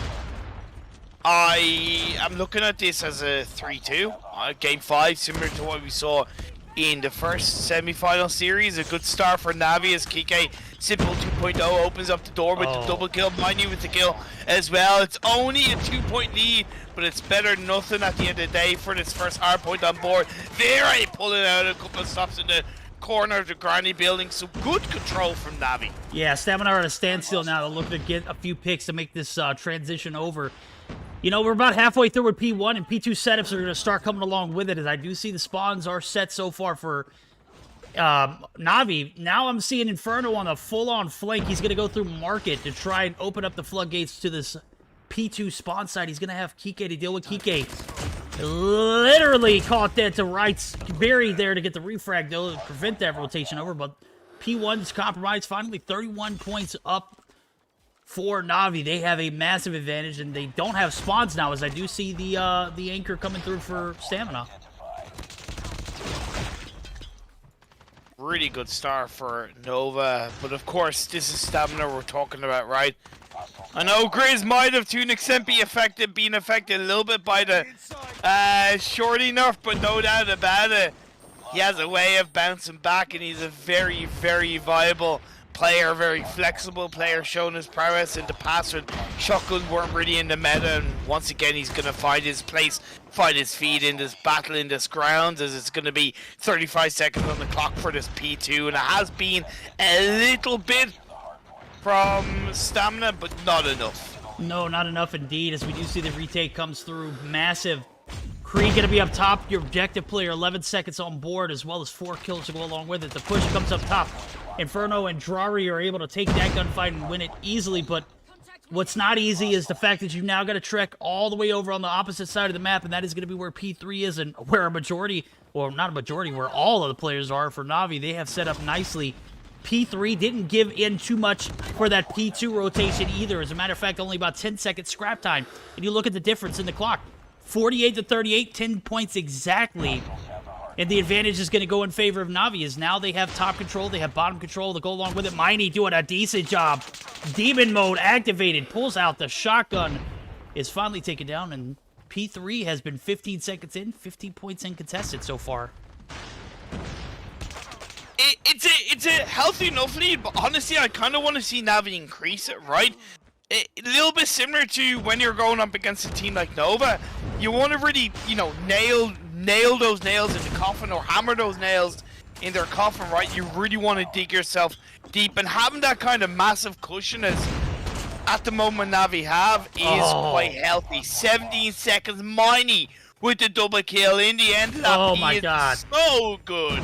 So good. Look at the positions of all the rest of the Navi players. They're already at new. Mighty just doing, you know, a little bit of back end work, covering all those ends, dotting all those I's, crossing all those T's, literally slaying out. He has 11 on board as well as his operator to go along with, but the break comes through massively for Stamina. They have a great setup. Oh, Grizz was looking to bunker down on the top side of that market, but gets hammered. He even pulled out his death machine. He's coming home here with this R9, though, and the doof on point. Shift. Massive 3-piece, make it 4. As he continues to play the objective, has a Predator missile to go along with it. And a pretty decent hold here on P4. This is one of the harder hills to break in. Now we're going to see Navi with an early setup get absolutely obliterated on point. And the deficit is going to slowly dwindle. Narcs is going to at least shut down Cree for the time being. 30 plus, well, actually less than a 30-point lead. That's what I'm talking about with Navi. Like, that cushion is there, but Stamina are not giving up. Not giving up at all. In the words of Rick Astley, never going to give you up, never going to let you down, my friend. And you have been exactly Rickrolled. what Stamina is showing. Welcome to the stream, guys. And with that P4 retake for Stamina, they did it early. They did it perfectly. They're going to have the advantage making that P1 reset, but it's going to be anybody's game now as P1's open up for business. Front courtyard just absolutely going to be a bloodbath here as I see the contest coming through. Drari on 22. The cluster strike. Not even sure as I was seeing Narcs. How did you get a cluster strike, my guy? The last time I looked, you had 6 kills. Somehow managed to pick up that. Grizz going to do some perimeter control here. Deli side not safe. The break comes through. Navi looking to put back on that advantage, but it's going to come at a cost, and that is a lot of casualties. Fury going to drop the smoke. The front side's covered. Man, it's just happening so fast. Stamina, baby! Let's freaking go, Inferno! Looking pretty good for the time being, in towards a granny to strong hold from the Stamina boys. They live up by name. They have the stamina to come back into Creed in the last 5 seconds or so. At least able to shut that lead a little bit, or at least slow it down heading into this E2. Second time around, Miney has a setup in the bottom. You have Creed as well holding it on, and Donlai up on towards the top stairwell. This is pretty good for Navi. It is, but look at Kike. He just spawned out the back alley area. Maybe Stamina. They don't have the advantage now, but, you know, they got the numbers to prevail here as long as they win these gunfights. Creed! Oh, my lord! Creed gonna be able to find 3, but he's taken down. Now the break comes through. Grizz on point. Slaying out. 12 seconds left. Nobody from Navi in sight. This might be a game 1 comeback here. After that P4 reset came through 1. That is it. That's game, set, match. Nobody here from Navi, and that is going to be a massive game 1 for Stamina. 150 to 120. Woo! What a game.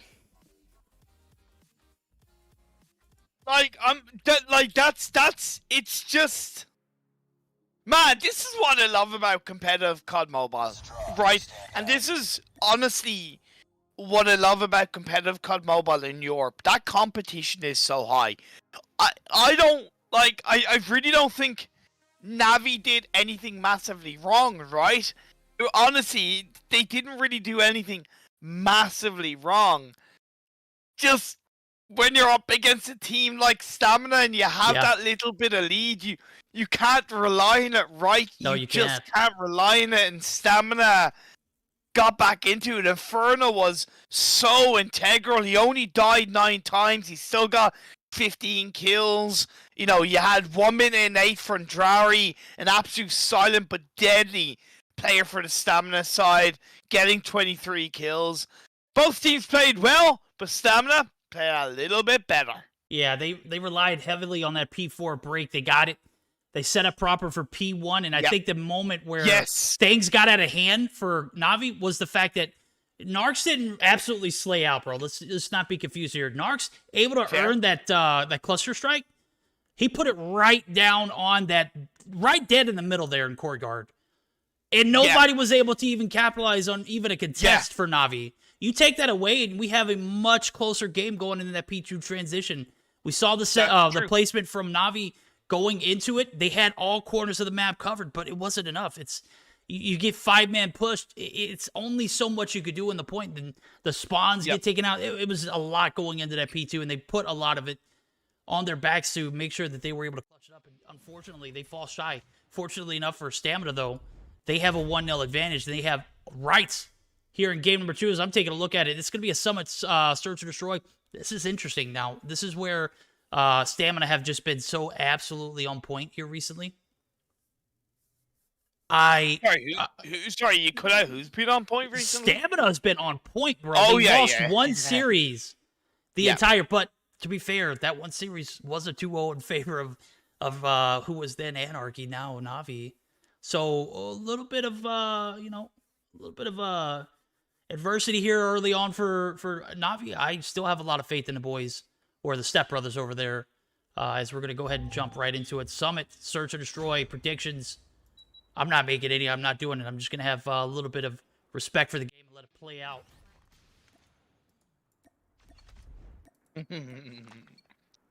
Nah, Dicey is a legend. Epic jokes in chat, my friend. Epic jokes in chat, but there's no jokes here as we move on to Search and Destroy Summit. Now, Navi opening the first 5 rounds as the attacking side. I'm inclined to think that there's no real advantage attacking or defending side in Search and Destroy Summit. Maybe I'm wrong. Feel free to correct me. Verdict? You know what? I got to say, the map favors the defending side, and I'll tell you why, because you literally don't even have to come out of your spawns in order to cover the sites. For Navi, you have to make a... Oh, God, Creed. Just do your damn thing, my guy. Finds one, he pulls out the R9 himself. This is the perfect map to do it, but the defending sides, oh, my God, Drari! Creed! Finding a little bit of a meta for himself there in the R9. We've seen Grizz use it. Grizz gets taken down. Creed, a smooth criminal here. The range on that. Could be shots being played out, but here's the thing. Not gonna lie. Sniper doesn't make sense for me. To me, though, Sniper doesn't really make sense. We've seen it work in Search and Destroy Summit, but I think it comes with too many negatives, too many kind of disadvantages. Maybe I'm wrong. Well, I mean, the sniper in the hands of Narcs, just absolutely ridiculous. They're going to make the push up towards the site. They're going to clear, but they're going to get pinched here. That is going to be Don. Just textbook perfect there. Oh, it gets the Thumper follow-up! My God, has he perfected the Thumper trajectory? I mean, it literally has to hit the ground before it explodes. Correct me if I'm wrong, chat, but I believe it has to bounce and then finally blow up. Just ridiculous. This is the second time today we've seen him with a Thumper play. But here's the thing, though. Like, that's why I talk about the Sniper not really being, like, massively worthwhile in Summit, because there wasn't really much Narcs could do with that Sniper, right? And in a smaller map where you can plant that bomb a little bit easier and you need to really kind of rush on your opponents, I feel there was just too much space given to Navi and they were able to turn it around. That's just my perspective. Either way, Navi coming into round 2 as the attacking side won round up. A lovely nade by Kike. Underneath the stairwell. He does get sniped by Narcs, though. Okay. Okay, Narcs, prove me wrong. I like it. I like it. Love it. The angle's just on point there for Narcs. Kree going to be down low waiting for a push up. He's not going to get it. Jirari, however, going to find some up top. Fury going to find the shots to finally land there. Fury picks up his second of the game. But Jirari's the only player who's drawn for stamina, and now it's a 2v4. These guys are no strangers to situations like that. But let's be realistic. It gets a bit out of hand. Grizz putting the hops on the R9 shot. That's all that gun needs, right? Some more hops? He has the bomb. Enemy contact. But you're going out into the open. No. Oh, Lord. I know it was tough. I know it's tough. Wherever he went, it was always going to be tough. But out in the open is always the toughest. And yeah, Vire paid the price. Goes down 1 round apiece. Even if takes up stamina, literally, I mean, you just got to play this as patient as possible. They paid for being aggressive early on in that first round. They're going to be aggressive yet again. I'm not questioning it. I'm just going to let it roll. Kike drops Jirari. Kike going to be taking some shots.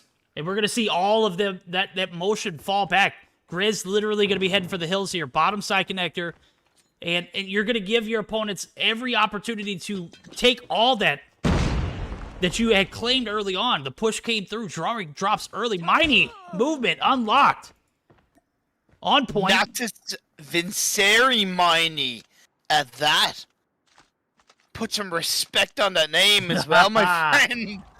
As Kike has a bomb, Dunlai goes down. It's been somewhat traded up to an extent, or at least makes it possible. But no, not with Vire with the sniper. Shuts down Narcs. He's got good positioning here, too. Inferno going to be dead to rights there. How is Inferno still alive? You can't let the legend live. Bro, Inferno has just been so on point recently. Vire going to spot him up top, though. The shots are going to miss. Vire going to be able to fall back, but the location is going to be given away. Miney is going to find an R9 hopper shot of himself. And I've watched Inferno play so much recently. He actually joined in an NA tournament, bro, and he fragged the hell out. I'm talking about he top of the leaderboard every time. Just ridiculous. Even on NAP, guy's a beast. 2-1 in the favor of Navi, though. They're looking to bounce back pretty nicely across the board. Oh, Miney. Clean by Vire, but it's going to get traded by Inferno.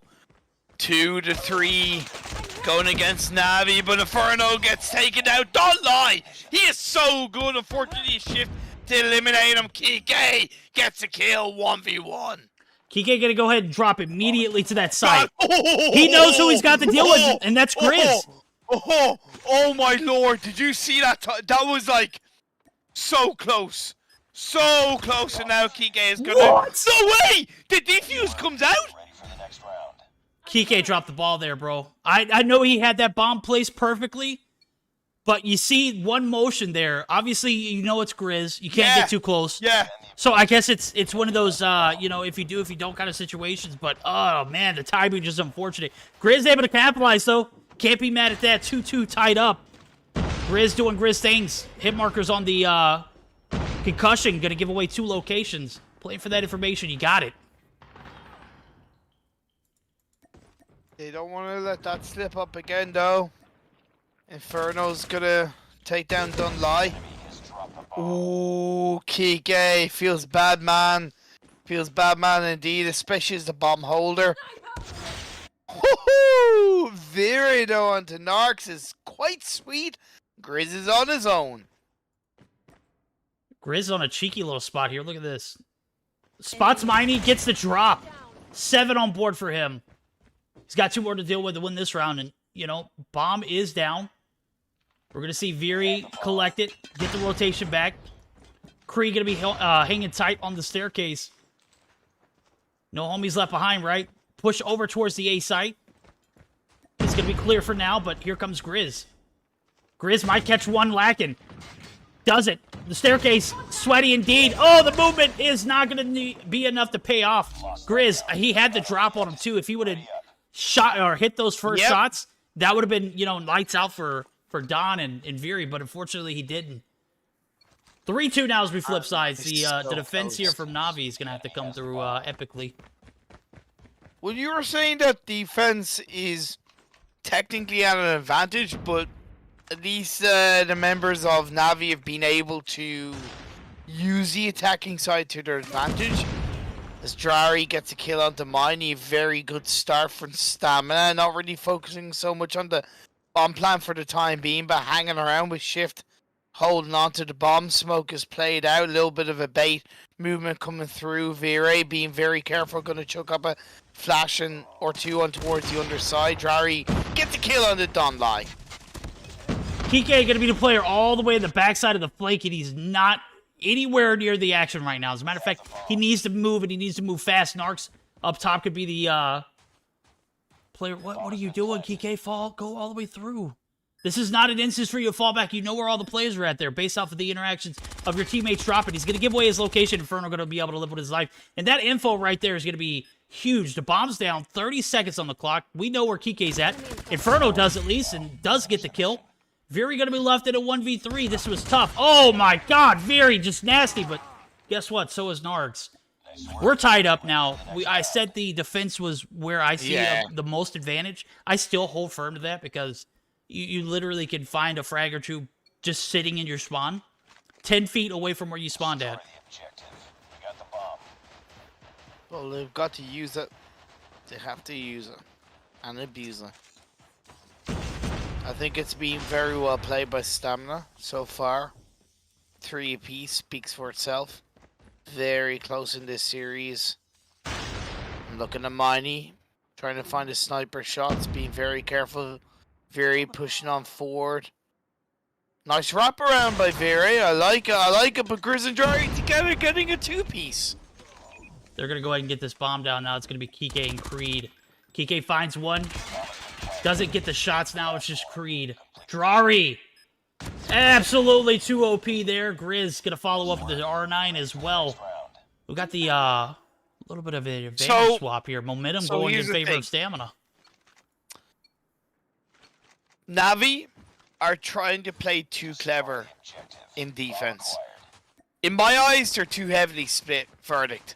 They're getting kind of picked off 2v1, kind of 2v2, and it's hurting them so much in the defending side. Yeah, indeed. As I see a little bit of a different strategy here from Stamina. They offer the A-side plan. They catch Navi off guard. They catch Kike off guard initially. He's first one traded. Donlai doing a great job getting the return frag. Inferno drops Grizz, finds Mighty. The push comes through the backside. Snow shift. Going to be the only line of defense on this backside. Push going to come from Don. Don walks right by him. What was that? I don't know, but this is kind of what I'm talking about. In theory, it's there, but execution is poor. Hopper with the R9. Creed being very careful. Lovely nade being thrown. He gets one kill, turns around, but a shift to finish him off. That was, man. You got to cover those corners before you make that push in. You got an A-side plant. That's like a known spot where players just like creep around, and sure enough, the creeping pays off. And we've got a 5-3 now. This is match point for Stamina. Navi looking a bit lost here in the search and destroy. Still have a little bit more to go if they can find around here. Hit markers are going to come through. The Very shot's going to land there. That's going to be a huge opening frag. Now they just need to fall back. Grizz, however, does fall back, and he does find one before he drops, but the advantage still in favor of Navi. It is. Dundai was able to come in to get a third kill, so it's Inferno and Shift left up. But we've seen this before, right? Navi with a player advantage, and they have lost it. So I don't want to hold anything against Stamina. This is, of course, match point for Stamina, so they're certainly going to respect it. Whereas Navi, they need to win this round. They need to take it to a 5-4 and then eventually 5-5 for round 11. Donlai does a great job there. Inferno creeps all the way towards the spawn site. Don wins those. Much needed one here. We're on match point here. Stamina looking to close it out. 2-0. Navi, man, just looking to buy another round. I'll be honest with you. Hasn't been. It's been. Oh my god. Shift. The head glitch. The Type 25 on point. I'm loving seeing this gun in the meta. But let's be fair, they also walked into the bullet to shift, like literally walked in. He didn't have to move. This is true. Only 20 seconds left on the clock. Shift not going to be able to clear this B site. Yeah, he is. Don's here creeping. Is he going to walk all the way to the A site? Looks as though he will. Miney might be there. Oh, COD timing. Nope, it's going to go in his favor this time. We're going to see another round. He should have checked on the right-hand corner before the left, in my opinion. Well, I mean, Because Don should have too, but... yeah, but it's like Shifter's hugging the left, so you always check the right, which is the more exposed side, before you look on the left, whereas he looked on the left, and therefore the right was more heavily open. A little bit of life here for Navi. Not much, though, as I see Grizz just continuing to push up. Is going to find one, but Drawry going to find one as well. So that's a one-man advantage now. 2-for-1 trades come through. Shift going to go ahead and do a great job of getting this bomb plant down with the advantage. Make it 2. Drawry going to be spotted there. Drawry going to be dropped. Miney with the ASM-10 electric. Going to be able to even things out. Don on the push. Don doesn't miss. Narks. Gonna fall back. Miney, get that bomb defused, my guy. Oh my lord, are you actually going Oh for my it? Yes, Lanta. he gets it! Yes, he gets it! Okay, Navi are still in it. Just like Stamina, you don't give up on them. You don't give up on Navi. 12 kills on board for Don. The Don himself just been so overpowered here in this Search and Destroy, but on the flip side of things, Grizz right there with 13. He's been aggressive and he really hasn't had to pay any kind of... Oh my god, finally a little bit of consequences for Grizz. He pushes up, finds one. Narks, however, finds one as well. Oh, Narks. Oh, Narks. Miney throws an aid out there. Kike still has a bomb. Don't lie, though. Don't lie. Honestly, I love Don Lie. He does get shut down, but I still love him. Kike on the A side flank. Longside Miney's in a bit of trouble here. Shift able to pick up that one now. Why are they so separated at that point? Why are they so separated? Right? Why is Miney so deep at that point? There's no need for him to be there so deep. Well, I'm going to be honest with you. I'm not sure what's going on with Kike, but he's not having the game of his life. As a matter of fact, he's only got 2 kills on board. He's going to walk right into Shift right here. He might be able to get an easy... Spots the foot. Shots are going to come through. Easy kill. One more. Inferno. Not a player you want to contest. Plant the bomb! Plant the bomb! He's got a little bit of time. He's got a little bit of time. He's going to make great use of, you know, the nade that's still in his hand. Able to open up. He's going for the kill. But you should go for the B bomb plant. Oh, he Maybe is. he has PST. There you go. There you go. Oh, no, he's being spotted. He's being spotted. Now he has to go for the kill. He gets the kill. Kike! Simple 2.0! Clutches up. I got frustrated, but in Kike we trust. Yo, that got way too close for, way too close for Navi right there. I got to give it to Kike. He stepped up when he was needed the most. As a matter of fact, he doubled his kills in that round alone. Didn't have. I made a comment. He didn't have the best game of his career there. No, but that clutch was certainly a redeemer. A much-needed one game in favor of Navi. Stamina still have that one from the hard point. We take a look at the kill feed here. Don, the man himself, 13 kills on board. Grizz, he was able to just run rampant all throughout that game. Yeah, and he didn't see any kind of consequences behind it until that last round. And I think that was a huge factor going into it. Narks, however, not necessarily having the best game of his life. He all opened up with 2 frags to begin that last round. A lot on the line here. Obviously, we're looking at a grand final spot. What are your thoughts? I see you you look like my father. Puts his hands on his face. I'm just like these 2 teams. I just. Like, I can just clap. I can just clap and say, thank you for putting on a hell of a show, because you're both playing with my heart. Like, these 2 teams are absolute giants. Don Lai had a game of his life, to be fair. Grizz had the game of his life, so to speak. Yeah, just I can see this going to game 5. Simple as that. Well, we're going to see a takeoff domination before we do any of that. Going to have to be, 2 more games to come along. I got to say, Anarchy look, Navi look a bit out of comfort in that search and destroy, too close to call. But Kike able to win those 1v2 situations. He is a clutch master in my book. The 1v5 against Gallant, I'm still looking back on it like, what in the hell was going on there? Takeoff domination is going to be the ultimate decider of who's going to have the advantage moving forward. We've seen this map played today once, and to be honest with you, it's a bit of a power struggle for that C site. Yeah, it is. It definitely is. Off the top of my head, at least from past, I believe Navi are pretty damn good on this map. So I could see Navi winning this. That's all I have to kind of say in that regard. Okay, that's it, yeah. Just roughly, like, that's... In the past, I've seen Navi perform very well on this map. Okay, we'll see how it pans out. Domination, takeoff. Imperium's making a pick here. I'm going to stay clear away from it because you saw it earlier. I've made several picks. Even the defending side pick was, it kind of got a little out of hand there. And, sure enough, both teams kind of struggled on both sides. It's not a confident, like, it's not a pick that I'm like, yeah, they should win. It's just one of those things of a memory observation that I think is kind of true, but I also know that it's stamina. And if anybody can kind of cancel that speculation, it is stamina. So this is an open door in my eyes that both teams are going for their respective side C being picked up by the side of stamina. Just a little bit quicker than Navi's A. There we go. We have it here.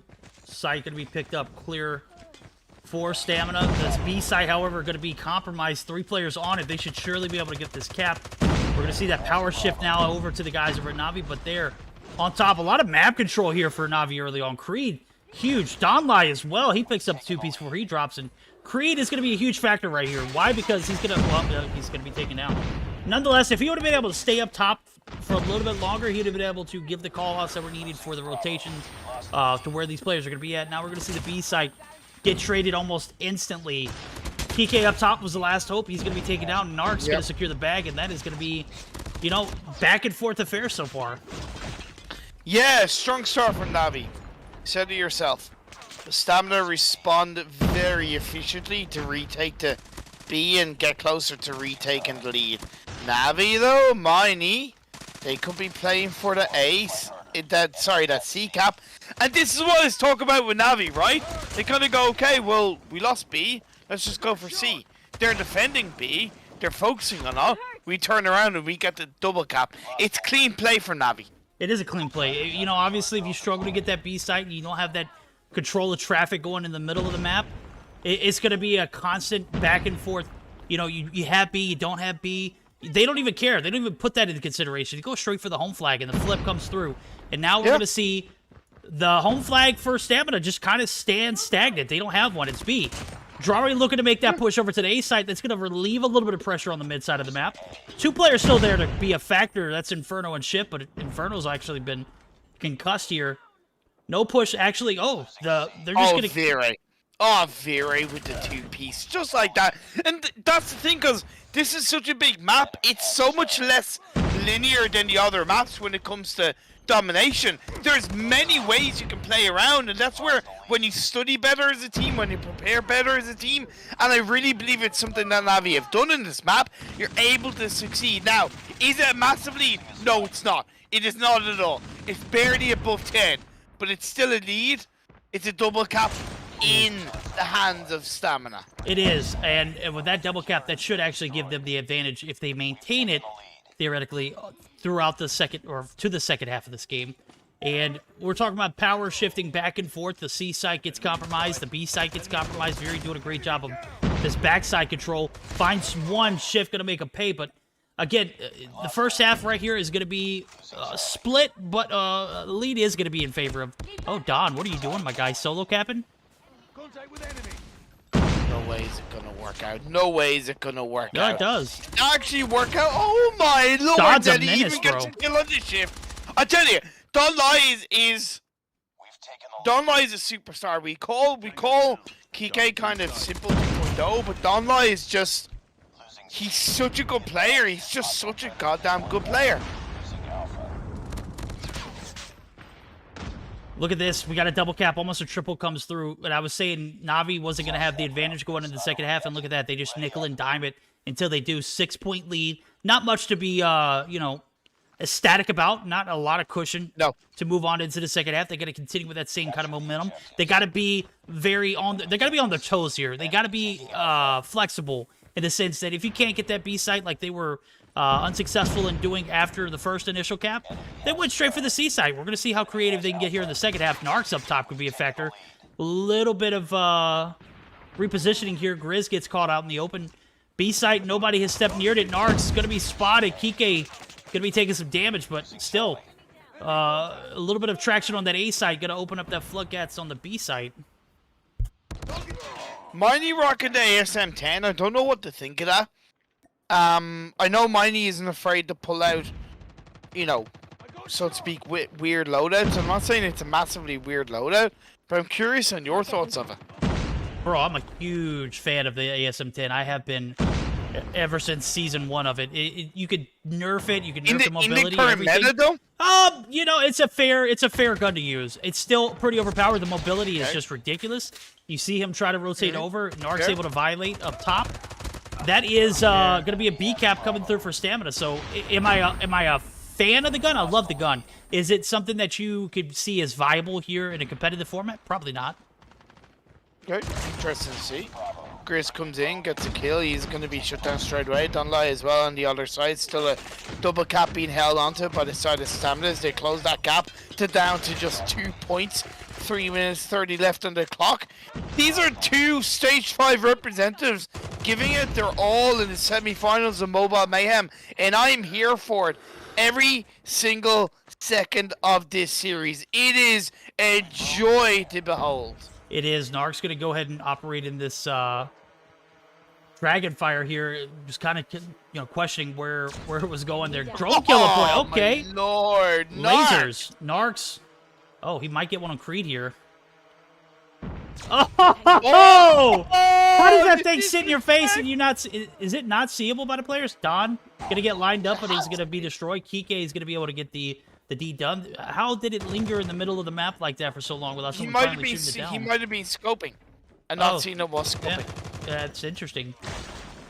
That's the only thing I can think of. Yeah, you're absolutely right. Drari going to be your top fragger for the lobby. 20 and 15.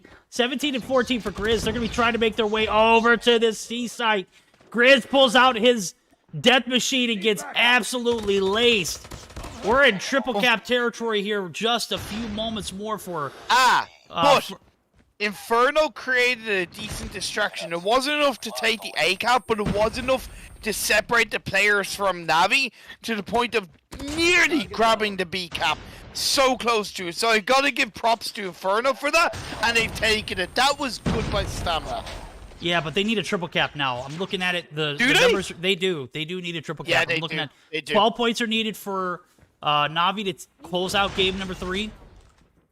30 points are now needed, and a double cap's just not going to cut it. You put yourself in a position where, you've allowed Navi to just own this B side of the map for so long. The deficit just got too overwhelming, and now look at Navi. Their position reflects it all. All 4 players, with the exception of Donlai, who's actually going to be taken down there. He's going to spawn right on the site. That's game, set, match as long as they can hold the C side. I don't see anything that Stamina have available to just at their disposal use in this situation. So, well played from Navi. They just hold the long game here. C site needs to be capped for Stamina. Stamina aren't going to get it.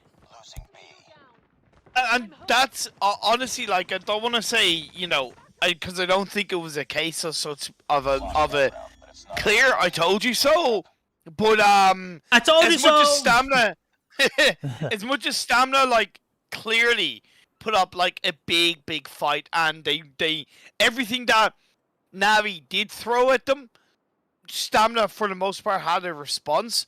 But overall, Navi as a team looked a little bit more comfortable across that game. They seemed to have a couple of extra counter plays in there that allowed them to, in the end, gain the lead at the end of the first half, hold it for the majority of the second half, and then towards that tail end, pick up a good 10 to 15 point lead, which all they had to do was hold that single point, and they got the job done. You are absolutely right. It's kind of like they, it's crazy. It's like they knew what they were doing. You were 3 steps ahead of Stamina the whole entire time. Sure, you can have the B site. We'll take the C site. Kind of. Oh, you want the C site back? Okay, we'll go back for the B site. We'll get the B site for a second, and then we'll go right back to the C site. And you saw that nickeling diming of Caps and, no home flag for Stamina earlier on in the first half. It pay off dividends towards the end of this match. All they had to do was hold C down. You see it there. They won by 10 points. Yeah, exactly. Well played. And that's the thing, like, Stamina pulled out a great move when Inferno distracted Navi and they got the B cap, right? That was, that move, I was like, yes, nice one, Stamina. Really healthy, really positive. But Navi, they already gained the lead enough that they only needed to hold that one spot. And they held onto it, right? Like it was their own child. They held onto it big time, and it was perfectly positioned. A good fight from Navi, a good fight from Stamina. But Don Lai to me was kind of it speaks for itself in the scores, but he was, despite not having a positive KD, he was still on point for Navi that game. Absolutely on point. There you go. That's it right there. Game 4. Going to be the decider if we see that Hack the Art Search and Destroy. Hardpoint Raid is where we're going to be fighting it out on. And, we heard the music. I loved it. I'm going to be honest with you. You guys were, or Ronan was like, hey, you're just being weird. I loved it, dude. It was a vibe. You got a little bit of that. This is Ronan. Ronan's just salty. Yeah, dude, Ronan is just a top frag seller. All right, Ronan, get your act together, bro. That music was on point. I don't care what anybody says. And I'm seeing in chat, too. Can we change to hardpoint rate? Unfortunately not. We're going to roll with it as it is going to be the deciding factor. We see that Game 5. Stamina, who have been flawless this entire season up until the last day. Now, they got to face adversity. They got to do it quick. This music. Yeah, this music is... It's like elevator music, but we're not in an elevator. We're in like a map of death, doom, and destruction. There we go. Beautiful. A little bit of yin and yang right here, right? We got, players killing each other, doing the most they can. And on the flip side of it, you got soothing music to come along with it. So P1's going to be opened up. See who can get the 5 check going. Early on, Miney up top. Ringside control coming through. 3 players to deal with. Lord! Oh my lord! Like, both teams going in hard on the first hardpoint. I know it's a little bit to be expected because it's out in the open, but my god, that was a big level of aggression from both sides. Is Navi to overall come out on top to grab a bit of an early lead in this P1. Yeah, you know what? Ronan continued to sell, man. Check that cartography, bro. Get it flipped ASAP. Come on, man. Stamina tried to get their foot here on P1, not able to do it successfully without Navi there to answer back. And 24-0 lead so far. Narc's going to find his second. The push comes in for the contest. He's going to be able to find the last player on a point, but guess what? Navi look like they are setting up for new. You've got a pretty good defense. Stamina actually looking pretty decent here. As a matter of fact, Jirari dropping may not be the picture-perfect situation, but you've still got a few players there. And, looking at Grizz, he's spawning right there on the backside of basketball court. Oh, Don. But this P2 setup from the side of Navi is pretty good. They are able to control it in, push it through, holding all angles. Absolutely perfect. What you want to see. Good play by Narcs, though. He opens that door. Narcs is absolutely instrumental in his side getting back into the early part of this game. So good in this game, but Kike is going to shut him down. This is an absolute bloodbath. It is. Stamina going to come out on top here, but man, every time I see Don pull out that thumper, I can't help but laugh, bro. Contest going to come through, Shift going to be able to win that gunfight, and Stamina going to be able to remain The Kitchen Side Warriors, they do reclaim the point. They got 15 points of uncontested, or 15 seconds of uncontested time. 3 players spawn poolside. Make it 4 now, as I see Navi actually coming through. And a little bit of a control there on P number 3. That's going to be Garage Site, where Stamina have already set up. They held the majority of the remainder of that time, and now they've got a good setup here in P4. Or P3. Good God. Interesting with the Death Machine being pulled out by Creed. I don't want to say too early, but definitely earlier than I, to an extent, expected. But it's a great hard point to breach it in with that Death Machine, right? It makes it a lot easier. You're cutting through your opponents, and they're making it work. But you gotta solidify it, right? You gotta make that count from an elevated standpoint, from an elongated standpoint. And when you gain it and you lose it straight away, that really hurts you. That does. We saw a plethora of operators being utilized early, and Stamina going to be able to keep their foot at least on the point, right? There's 2 players still on the point. Inferno going to be the last one.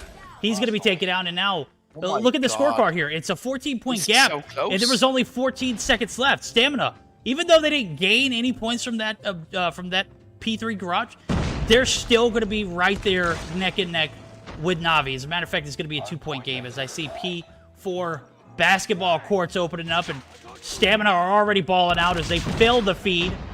4 deep. Donlight gonna find one, but he's instantly taken down. This is a tough hill to hold in as well, and Stamina have a great hold on it at the rip. It's 10 seconds in. They have yet to be contested. Stamina looks so much more comfortable right now. Like, they look big time more comfortable. Even if they're kind of losing the P, and even if they're kind of losing a bit of control, they still overall look more comfortable. I don't know exactly why, but it just kind of feels that way. It's the music. Don't lie, have to be careful about that. He gets taken down. Narcs is on fire so far. Kike is going to take a hell of a lot of damage. He's going to be eliminated. Beautiful cluster strike by Navi, but it's not going to be enough. And Stamina continue with 15 seconds to go to rack up that lead. Yeah, courtside's coming to a conclusion. P5 going to be out in the courtyard. Mid-side of this raid map. This map is Black Ops 2 Classic. I absolutely love it. I love seeing it here in COD Mobile. Love it on every game mode. Search and destroy, domination, hardpoint, you know, when it's on. Narcs going to be fighting one, but I do see... Was that Don? No, that wasn't Don. That was Creed. Creed had a napalm. Ridiculous the amount of kills he's going to be able to get off that. 3 kills deep. Is going to be able to continue to raid in the fire on the middle of this map, and what was looking to be, you know, one of those maps that Sunny without a chance of raid. Now we're raiding the fire coming in, so tough one there. But Navi tried to stay in this thing. It's only a 30-point difference. Stop it, just look too OP right now, though. Again, it comes down to that kind of comfort. It comes down to that security, and Stamina just don't look under pressure. Yes, Navi are trading. Yes, Navi are keeping them clean. They're keeping them, you know, within distance. But it seems like Stamina are playing at like 80% right now. That's what it kind of feels like. I have to wait to see if that can continue across the board as we get ready for this P1 once again out in the open. Navi, they want to set things up, but it's not gonna be easy. Kike does come in to get a kill from the side, but he's instantly traded. Navi aren't really playing so much as a team right now. Stamina are so much more fluid as they breach it in, and they have a near 30-point lead. Inferno doing a great job of ring control here. Don gonna be taken down. Kike, can he win the gunfights? He needs to stay alive. He needs to contest. Only 21 points for your opponents to hold strong. Navi, great teamwork here now on ringside. He got 4 players there on the objective. This is exactly what you need to do, but I don't see any trophies. That could be a problem if we have a precision, maybe, of something of that caliber. I don't see anything on the hands of Stamina other than a Dragonfire, which is not going to be, you know, something you want to be rocking right now. Stamina are waiting things out, right? Narcs has a death machine available. Shift has a drone available. You know, Inferno is nearly up there with the death machine. Death machine being utilized now by Narcs on this P2. It's a pretty damn good time to pull it out. Oh no, he gets taken out straight away though. PK didn't. He still got his, and he is shutting it down on the front side. It's getting spicy in kitchen. Well, we're going to see this game to a conclusion. Stamina on the backs. No way. Shift No on way. the backside flank. Going to open the floodgates. Inferno on the front side. Need to get a foot in the hills. Mighty. Going to forge your hands. Oh my God. Navi. Close it out in Mighty. 4. Navi! They're going to be moving on to face Nova in the grand finals Thursday. Oh my God! Oh my God! Like that Tunic scent came out of nowhere. That was like what happened in the space of 5 hard points with Navi kind of holding control, keeping Navi within distance. Within 2 hard points, boom! Navi took control and took the win. Insane! And I wasn't really looking at Navi's, operators, right? I wasn't looking at their death machines. I was kind of keeping an eye on Stamina's because they were holding back on that P1. I thought, okay, they must be setting things up. And again, Narcs had it, but just as he had it, you called it. Kike had his, and it was like, boom, job done. Navi, happy days, P2. They take the win. So close. So close. Yeah, it was such a close game, but look at Creed. Bro, when the hell did Creed drop 41 kills?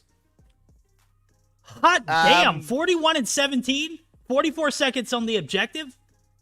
Yeah. Rip. Stamina falls shy there on a P1 reset. They only need about 25 seconds left to put their foot on the hill, and they couldn't find it. That's tough. Navi, however, they're going to bask in glory for a day, and then they're going to have to come back and sweat all over again with Nova in the grand finals. As we're getting geared up. This is it, bro. This is, this has been one of the best seasons I've been a part of. And it's coming down to this moment where we're going to see a rematch from last season.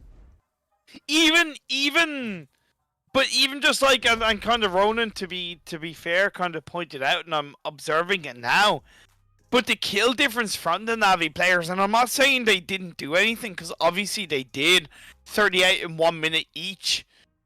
But Vera and Mindy kind of 9 and 22. That's not exactly the most positive KD. So it may not have been like the cleanest team win, especially compared to domination. But at the end of the day, they got the job done, and they got the hard points needed. They got the turnaround, and my lord, whereas when you look at Stamina as a team, they were so much more balanced. Yeah. They just lost it in the end. And I feel bad because Stamina are a hell of a team, and throughout the whole season, they went unbeaten up until that one series against Navi when they were Anarchy. There you go. That's it. And they did it. It was a clean 2-0 win too, and it was. Yep. Stamina fall 1 series shy of a perfect season. They also fall 1 series shy of a grand finals. We have yet to see them there since I've been casting. I don't think I've seen Stamina in the grand finals at all. As a matter of fact, last season they pulled out, or maybe it was the season before that they pulled out. No, they pulled out last season too. They pulled 2 seasons in a row. I'm glad we were able to get them in the quarterfinals or the finals or semifinals matchup at the very least. So now we're just got to look for stage 5 for them, because right now their journey isn't over with. We still have the 3rd place bronze matchup for them to fight it out with Asylium. We'll confirm if they're going to be playing or not. If not, we'll just have the grand finals. I hope so too, bro, because I'm going to be honest with you. I haven't seen enough Stamina in the final situations in a while. It's been a few seasons. Last season we had the epic stage 4 scenario where, Stamina was banned and then they got unbanned. And that's a tough thing to overcome, but obviously they get that situation where they can still play in. Obviously, a lot has happened since then. I'm not even going to go into detail. Yeah, exactly. It's been a long day, bro. I know you're good to go. I pulled up the brackets. Dude, wait, whoa. Okay, verdict's ready to go too. Whoa. First of all, I'm still hyped. I'm still on an adrenaline high off the back of that series. And yeah, Stamina are a hell of a team. And I've no doubt that they can absolutely rock it in Stage 5, and they will rock it in Stage 5. They genuinely will. I know they will show up to the plate, and I know they will stand tall representing Europe, genuinely. So, massive props to Stamina across this season of Mobile Mayhem. Big time. You're absolutely right. Now we've only got a few games left.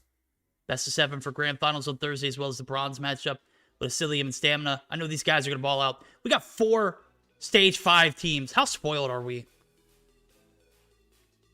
Couldn't ask, like, you couldn't ask for a better finish to Mobile Mayhem season.